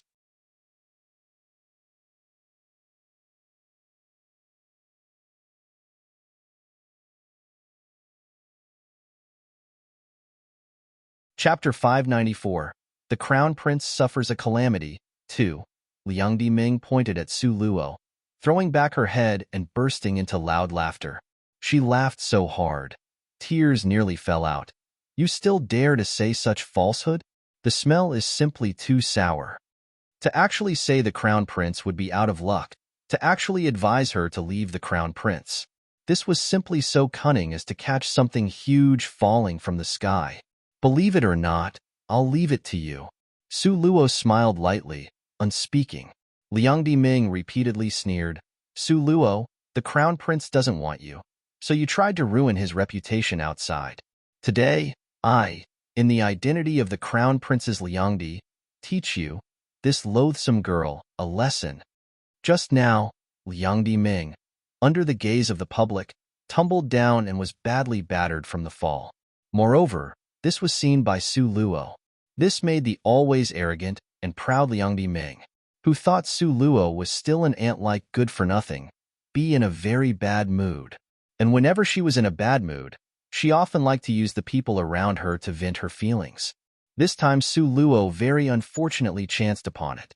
"Be at ease, your little life. This Liangdi still is unlikely to collect," Liang Diming said, the whip in her hand directly slashing towards Su Luo's face. Seeing Su Luo once more, looking at that lovely, moving complexion and that temperament that had changed beyond recognition, Liang Diming still had the original jealousy. So this lash, she directly whipped towards Su Luo's face. No matter what, the most important thing was to ruin this face. However, just as the long whip was a hand's width distance from Su Luo's face, this diamond-inlaid long whip suddenly stopped in midair. Liang Diming's heart was greatly startled. She subconsciously wanted to continue whipping down, but discovered she had already lost control of this whip. Wanted to continue whipping downwards and couldn't, wanted to take it back, and it also wouldn't return. This whip seemed to be frozen in mid-air, motionless. Liang Ming was immediately dumbstruck. What kind of situation was this?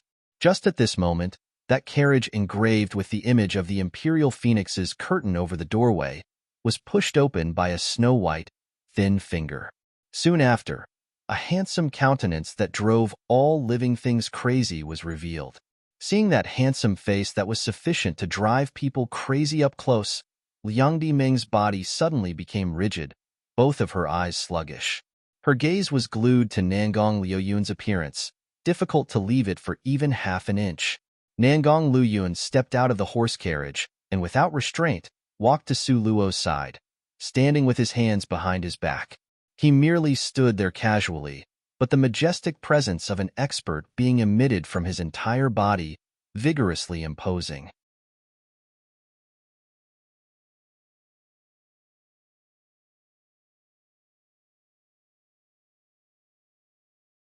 He was dressed in a black robe.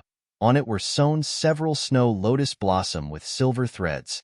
It seemed mysterious, pretty and flirtatious, gracefully floating above the earth, and also insufferably arrogant and haughty.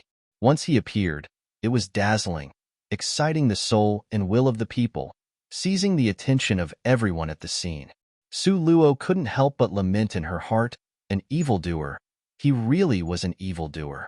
Just by appearing, he dispatched countless opponents rapidly. Oh heavens, that is His Highness Prince Jean.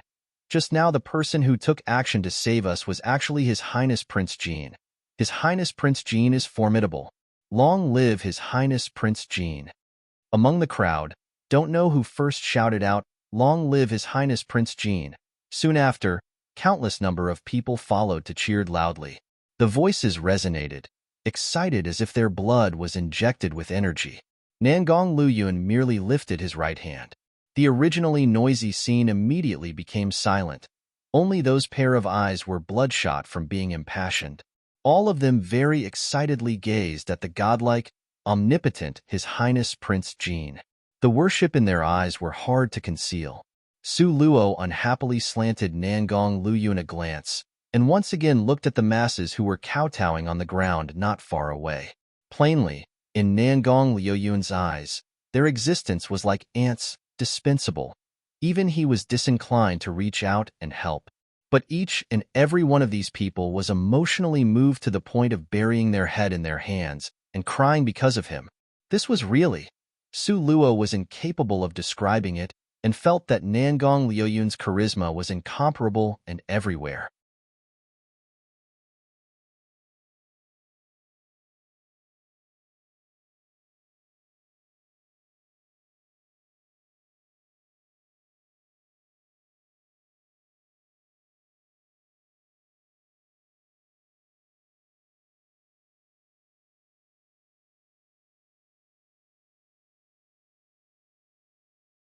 Chapter 595. The Crown Prince Suffers a Calamity, 3.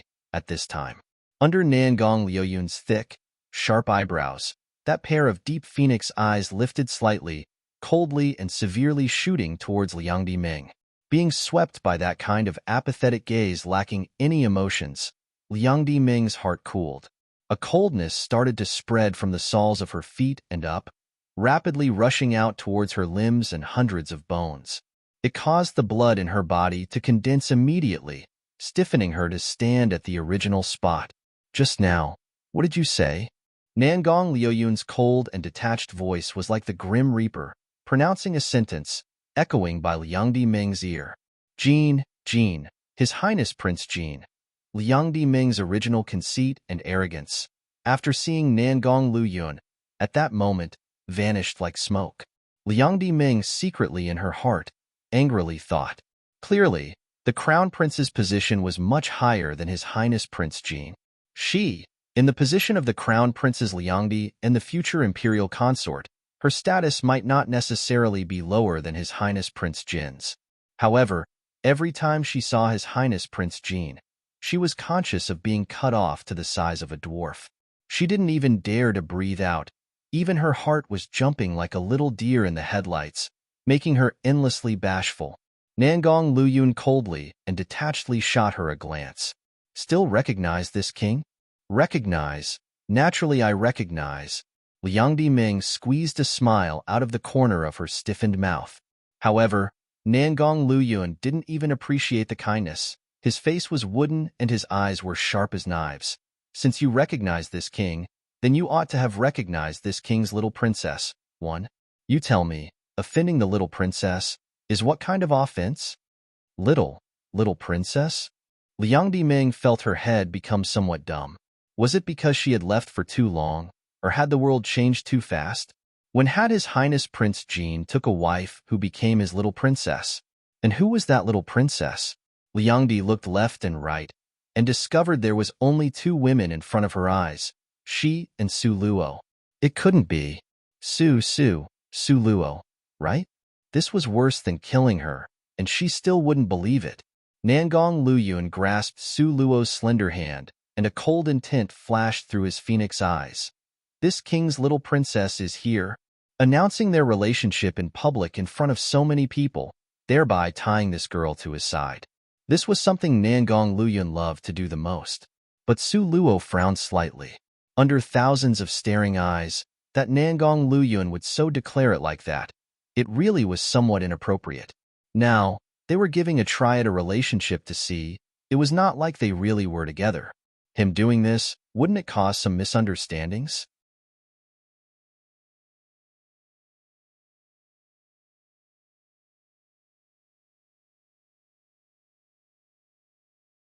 Among the people with an even more complicated mood than Su Luo's was Liang Diming. Little princess? The little princess His Highness Prince Jean was talking about was actually Su Luo? It really was Su Luo? Impossible. Liang Diming only felt a burst of dizziness from her head. Both legs nearly could not stand up, and she subconsciously took a step back. Wasn't Su Luo tossed aside by the crown prince, thereby breaking their engagement? A young lady whose engagement was broken off by the crown prince. How could she have hooked up with His Highness Prince Jean? No matter how she thought about it, she couldn't understand. Su Luo saw Liang Diming being tangled up. Her original touch of annoyance just vanished like smoke into thin air. She very naturally hooked onto Nangong Luyun's arm, turned her eyes around to smilingly look at Liang Diming. Do you think His Highness Prince Jean is good? Or still think the crown prince is good?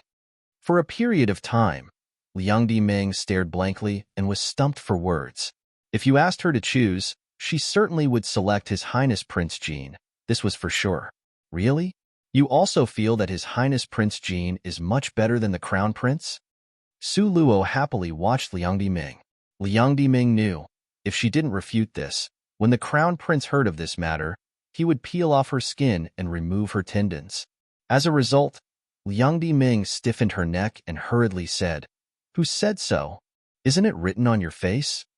Su Luo beamingly pointed to Liang Diming's face. Liang Diming touched her face. Soon after, she became aware that Su Luo was messing with her. 1. I translated as little princess. The Chinese word by word means little wife of the king.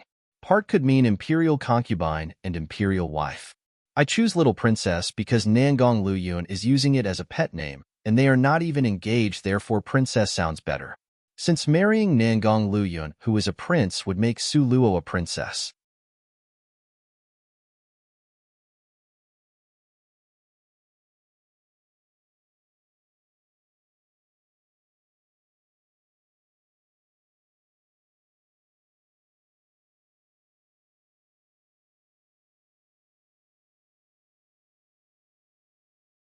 Chapter 596. The Crown Prince Suffers a Calamity. 4.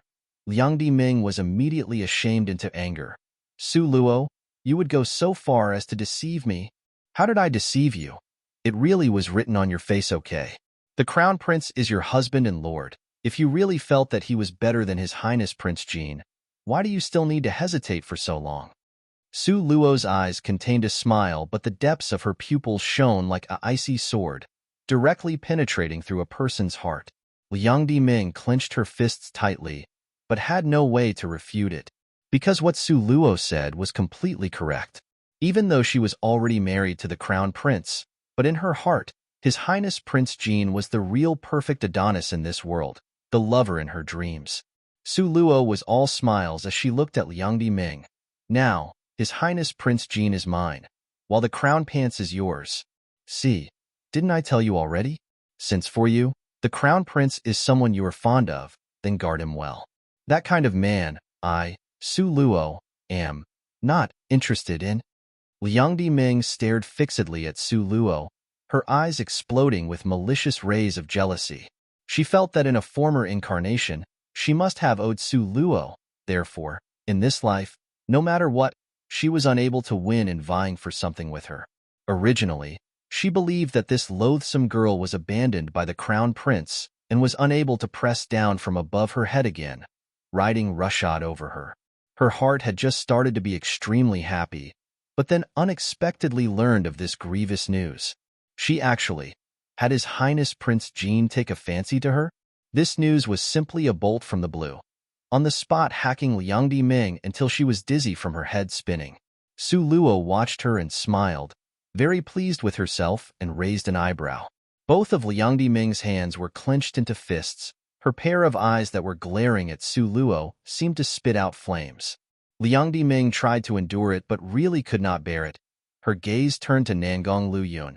Your Highness Prince Jean, this girl was originally discarded by the crown prince. This kind of woman, you are not afraid of losing your dignity? Liang directly used trickery to redirect the source of calamity. Tsk, tsk, tsk. This woman still took her as naive. She didn't even know she had stepped into a subject full of mines with regards to Nangong Luyun. Sure enough, Nangong Luyun's complexion darkened. Liang Ming's jealous heart was especially strong. She absolutely would not permit Su Luo to marry better than her. Therefore, she exhausted everything that would destroy this marriage arrangement. Liang Ming thought she had persuaded Nangong Luyun and continued the struggle to add poison to drive a wedge between them. The proverb said it best, women are like clothing, brothers are like hands and feet.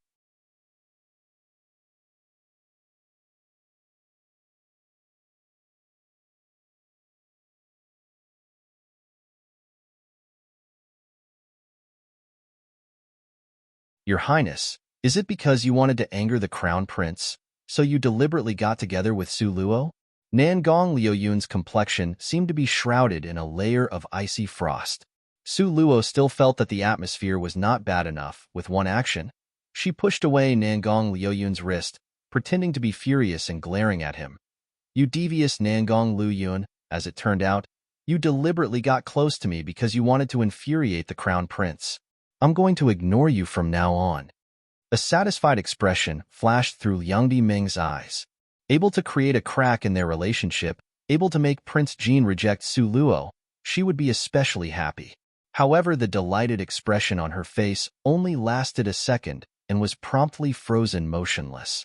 One could only see Nangong Luyun reach out and pull Su Luo to a stop, determinedly not letting her leave. Soon after, his pair of deep eyes with a sinister expression, seemingly dripping with blood, stared fixedly at Liang Ming.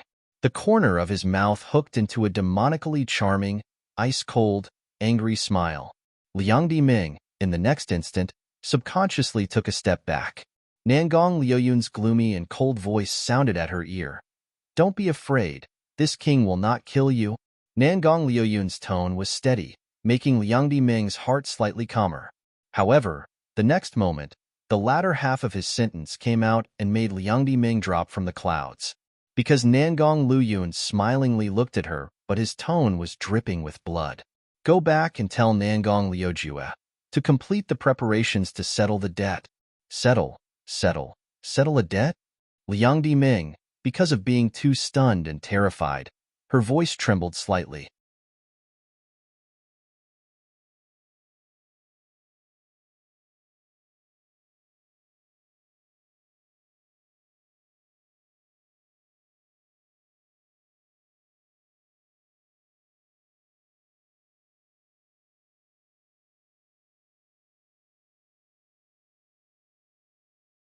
Chapter 597. The Crown Prince Suffers a Calamity. 5. Su Luo very kindly helped her clear up the confusion. In addition, there is still my portion. Ask him to make preparations to pay it all together. The crown prince also owes you a debt? Liang Diming completely did not believe it. What does he owe you guys? How could the stately crown prince owe someone a debt? If this was spread out, who would believe it? Liang Diming herself certainly didn't believe it. Originally, I thought to give the crown prince a few days to gather the funds. Now, it seems to be unnecessary. Tell the crown prince to have everything ready for tomorrow. We certainly will come. Su Luo watched Liang Diming, smiling until her teeth was exposed. When they were returning to the dragon-scaled horse carriage, Nangong Luyun suddenly turned around and left behind a sentence. There are a few criminals around the crown prince's manor. This king has already sent people to guard the crown prince's manor. Pausing a little, Nangong Luyun then tossed out another sentence. If he wanted to run, then he should wash his neck clean.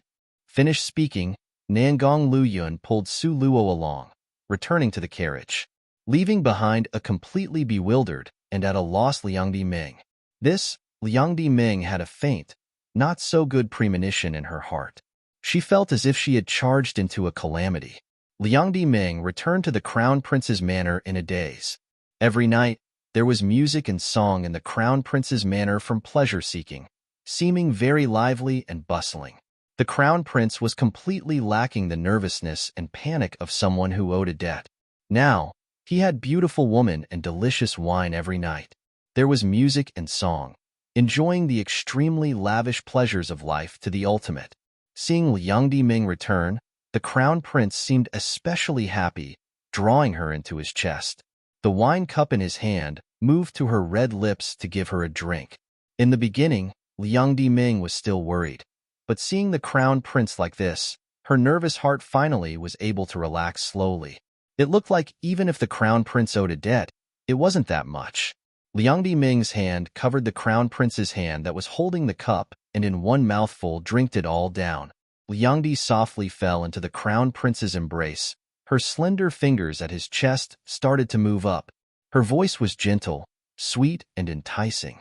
Your Highness, today, your subject returned and encountered an amusing matter. Don't know if I should say it or not. Oh? Since it is an amusing matter, then tell it for this prince to hear. The crown prince's mood clearly was just right. If you were to ask why his mood was so good, naturally, it was because the clouds were brushed away and he could see the clear sky.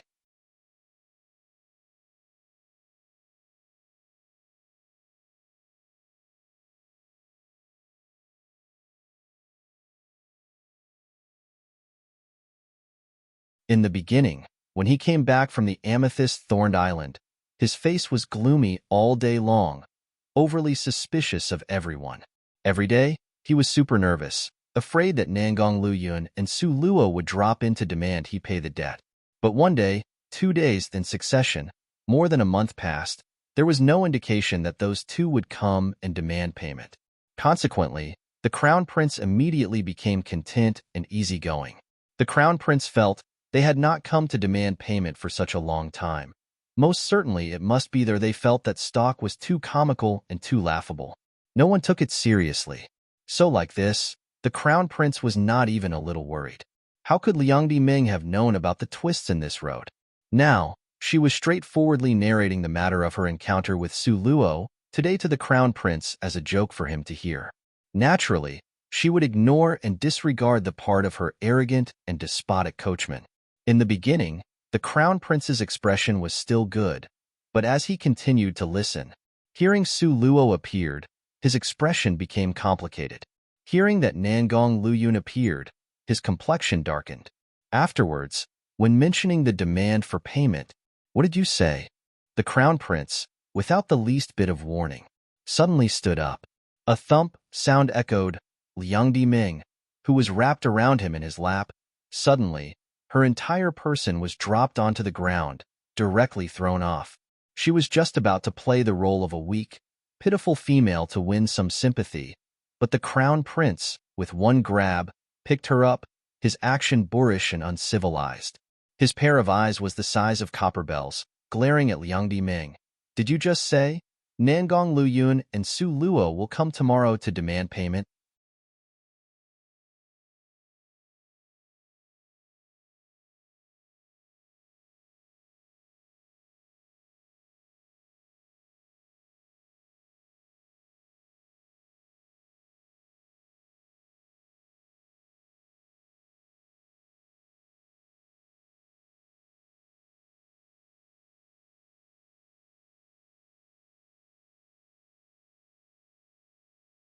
Chapter 598, The Crown Prince Suffers a Calamity. 6. This news was simply like thunderbolts from a clear sky, striking the Crown Prince and stupefying him entirely. Immediately, the Crown Prince's face was green. Even his voice carried a thread of trembling. Liang Ming completely did not expect that the Crown Prince's reaction would be this huge. Her throat was clenched by him, so she was unable to speak, and could only nod her head with all her might. With this nod from her, the Crown Prince's entire person seemed to have been petrified into stone. He looked stupefied and stared blankly, momentarily at a loss, not knowing what to do. A touch of unease flashed through Liang Ming's heart. Apparently, she really did make a mistake today. From this appearance, it seemed the Crown Prince really did owe them something. But Your Highness, why are you so anxious to such a degree? You are the stately and grand Crown Prince. How can you not afford this debt? If there is a shortage in the manor, I, your subject here, also have some gold, silver, or precious jewels.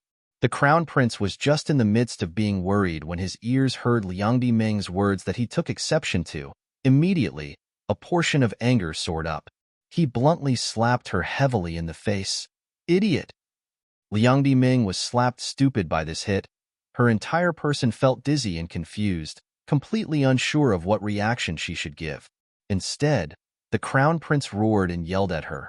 Gold, silver, or precious stones? You idiot! How could this prince not afford to pay back in gold, silver, or precious stones? That was crystal stones, a huge, enormous amount of crystal stones, This idiot, if she hadn't reminded them, they couldn't have possibly remembered the debt. Just thinking of this, the Crown Prince was itching to simply choke Liang Ming to death. Simply too hateful. If it is crystal stones, then, your subject here. Even though she didn't know where she went wrong, but Liang Ming's manner in admitting to her mistake was very good. She immediately thought of atoning for her mistake through meritorious acts. However, the Crown Prince basically didn't even give her half a chance to explain, pointed at her and furiously snarled, Idiot! What do you know? How many crystal stones can you take out? 5 pieces? 10 pieces? Even if you were able to take out 100 green-colored crystal stones, that is entirely useless. The Crown Prince was infuriated until he was nearly insane by this stupid woman. Just now, hearing the meaning to her words, Nangong Luyun and Su Luo originally hadn't thought to demand payment, but was simply infuriated by this stupid woman and then decided to come and demand payment. 100 green-colored crystal stones. Liang Ming felt that her head was very dizzy. If it was 100, then that is still manageable.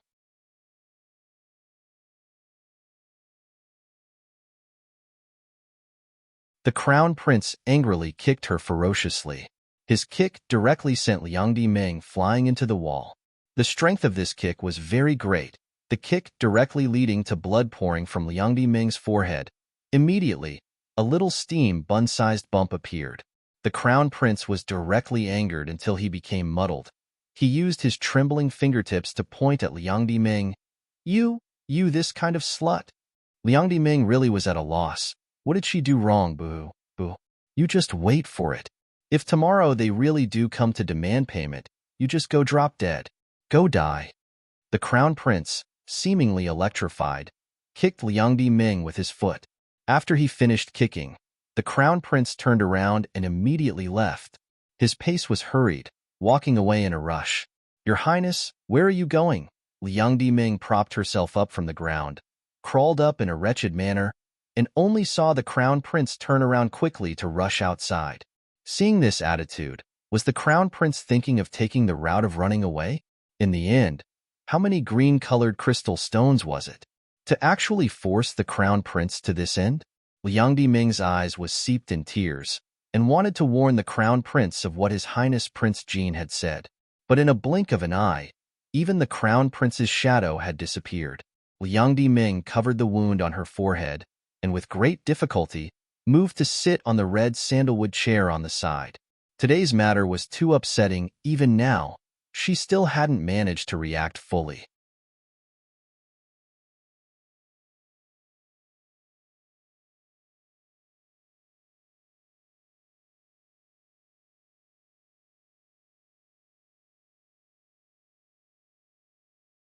Chapter 599. The Crown Prince Suffers a Calamity. 7. Only. The fact that out of all the people the Crown Prince could owe a debt to, he unfortunately owed His Highness Prince Jean. Could he really escape? Sure enough, Liang Ming's worries came true. Not long after, she could see the Crown Prince walk back, spitting in anger, taking large steps to charge into the hall. Liang Ming's body that had just steadily sat down was immediately lifted up, with both legs hanging in the air. Liang Ming had never seen this rough side of the Crown Prince. For a moment, her heart was extremely shocked. You slut. It's all your fault. There are many people outside, and all of them are Nangong Liuyun's people.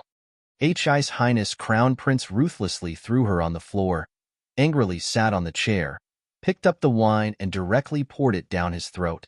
He, as the magnificent and stately Crown Prince, this was the first time he was forced by others into such a difficult situation. Nangong Liuyun had actually sent experts to guard the Crown Prince Manor. The entire Crown Prince Manor was tightly monitored. Simply impossible for him to escape, even if he grew wings. Just now, when he rushed outside spitting with anger at that time, a person stopped him with implied sarcasm in his eyes and said, "Your Highness Crown Prince, His Highness Prince Jean has ordered, before you have paid the debt, it would be best if you do not run around everywhere indiscriminately." Just recalling that even such a small-time guard dared to look down upon him, the wine cup in the Crown Prince's hands ruthlessly smashed into the wall. Who was he? He was the grand and stately His Highness the Crown Prince. Even Nangong Liuyun was only His Highness Prince Jean, but he was the stately His Highness the Crown Prince. A small-time guard of that person actually dared to treat him like this. His Highness the Crown Prince's heart was furious. Liang Ming, who had crawled back up with great difficulty, was hit in the face by the shards from the wine cup that was smashed to pieces. She let out a miserable shriek, covering her face that was flowing with fresh blood. Her heart was anxious and also afraid. Both hands covered her lips and her tears poured down densely, but she dared not utter a peep of weeping sound. Even so, the Crown Prince looked at her and was still twitching badly. "Get lost, get lost, get lost. I order you to roll out and take a hike." The more the Crown Prince looked at Liang Ming, the more angry his heart became. If not for this loathsome woman, then that debt could have a high possibility of being settled by leaving it unsettled. This woman, unable to accomplish anything but liable to spoil everything, only knows how to stir up trouble. His Highness Crown Prince was extremely angry. He lifted up one leg and kicked towards Liang Ming, who was crying sadly and mournfully.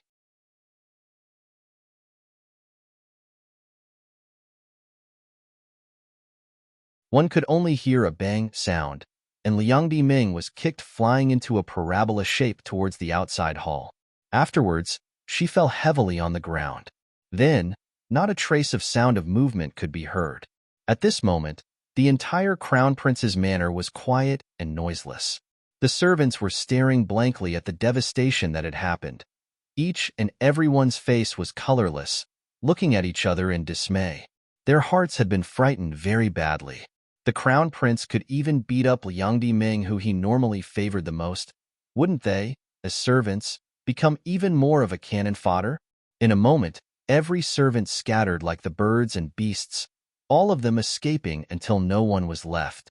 Nobody dared to get close to the hall. Also, nobody dared to go enrage the Crown Prince even more at this time. At this moment, His Highness Crown Prince was left inside the room alone. He didn't know who to find and tell the depression in his heart. Whenever the Crown Prince thought about Nangong Liuyun coming tomorrow to press for the payment of his debt, only thinking about that total of 3,000 green-colored crystal stones, his entire head would become big from aching.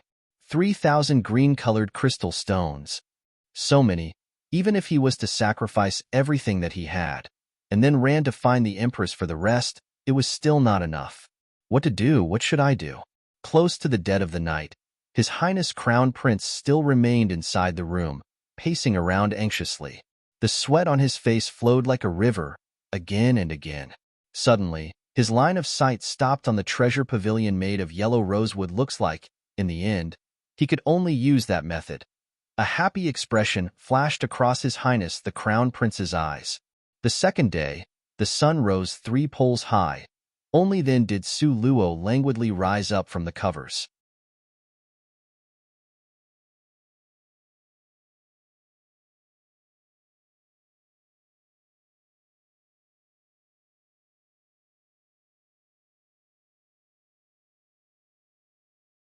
Chapter 600. The Crown Prince Suffers a Calamity. 8. Lu Luo carried in some fresh water for Su Luo to freshen up, placed the copper basin on stand for the wash basin, then smiling, said to Su Luo, "Miss, you are really fortunate. His Highness Prince Jean treats you really well." Su Luo yawned while stretching and stepped into the handmade, soft indoor slippers and walked out. Nangong Luyun? What did he do again? Su Luo held the teacup in one hand and was brushing her teeth with the other hand. The white toothpaste bubbled forth from the brushing and was smeared over nearly half of her face. The word she said was also unclear, but even if Lu Luo was blindly guessing, she was able to guess what was said. His Highness Prince Jean was afraid that you are not used to eating the breakfast in the manner, so he had already sent it over early in the morning. Seeing Su Luo had an unconcerned expression on her face, Lu Luo emphasized with a tone that was excited and in high spirits, "Miss, he did not send someone else to bring it, rather. His Highness Prince Jean personally brought it over." Personally, ah. Even now, Lu Luo still had a feeling that this was a lifetime ago. His Highness Prince Jean, originally, how much of an unattainable, famous person was he? As far as they were concerned, he was like the gods from the 9th layer of heaven. The kind that even if they were to look at from a distance, they still wouldn't be able to see. His Highness Prince Jean was how proud, aloof, and noble-born of a person, but the normally icily arrogant him would go as far as to get off his high horse and deliberately curry favor with the Mississippi. It was unknown from when this started that he had become a frequent visitor at Sioux Manor. Now, he had personally come to deliver breakfast for the Miss. Even thinking about it, it still feel inconceivable. Compared to Lu Luo's excited mood, Su Luo was more calm as she casually nodded her head. Lu Luo became anxious. "Miss, this is His Highness Prince Jean, you should at least attach more importance to this, Sometimes, Lu Luo was really worried on behalf of her Mississippi. His Highness Prince Jean dispensed with his haughtiness and lowered himself to act like a servant, doing her bidding, and she still acted as if this was proper and expected. This, if other families' young women were to know of this, wouldn't they go insane from jealousy? Su Luo waved her hands in annoyance, saying in an objecting tone, "Isn't it just breakfast? What's so important about it? You guys are just too cautious." In the modern age, when a man chased after a woman, delivering her breakfast, wasn't that a normal thing? Furthermore, the boys carrying the breakfast would arrive earlier to wait downstairs in front of the girls' dormitory. Nangong Luyun had merely delivered it once. Why was it that the people around her were excited to this degree?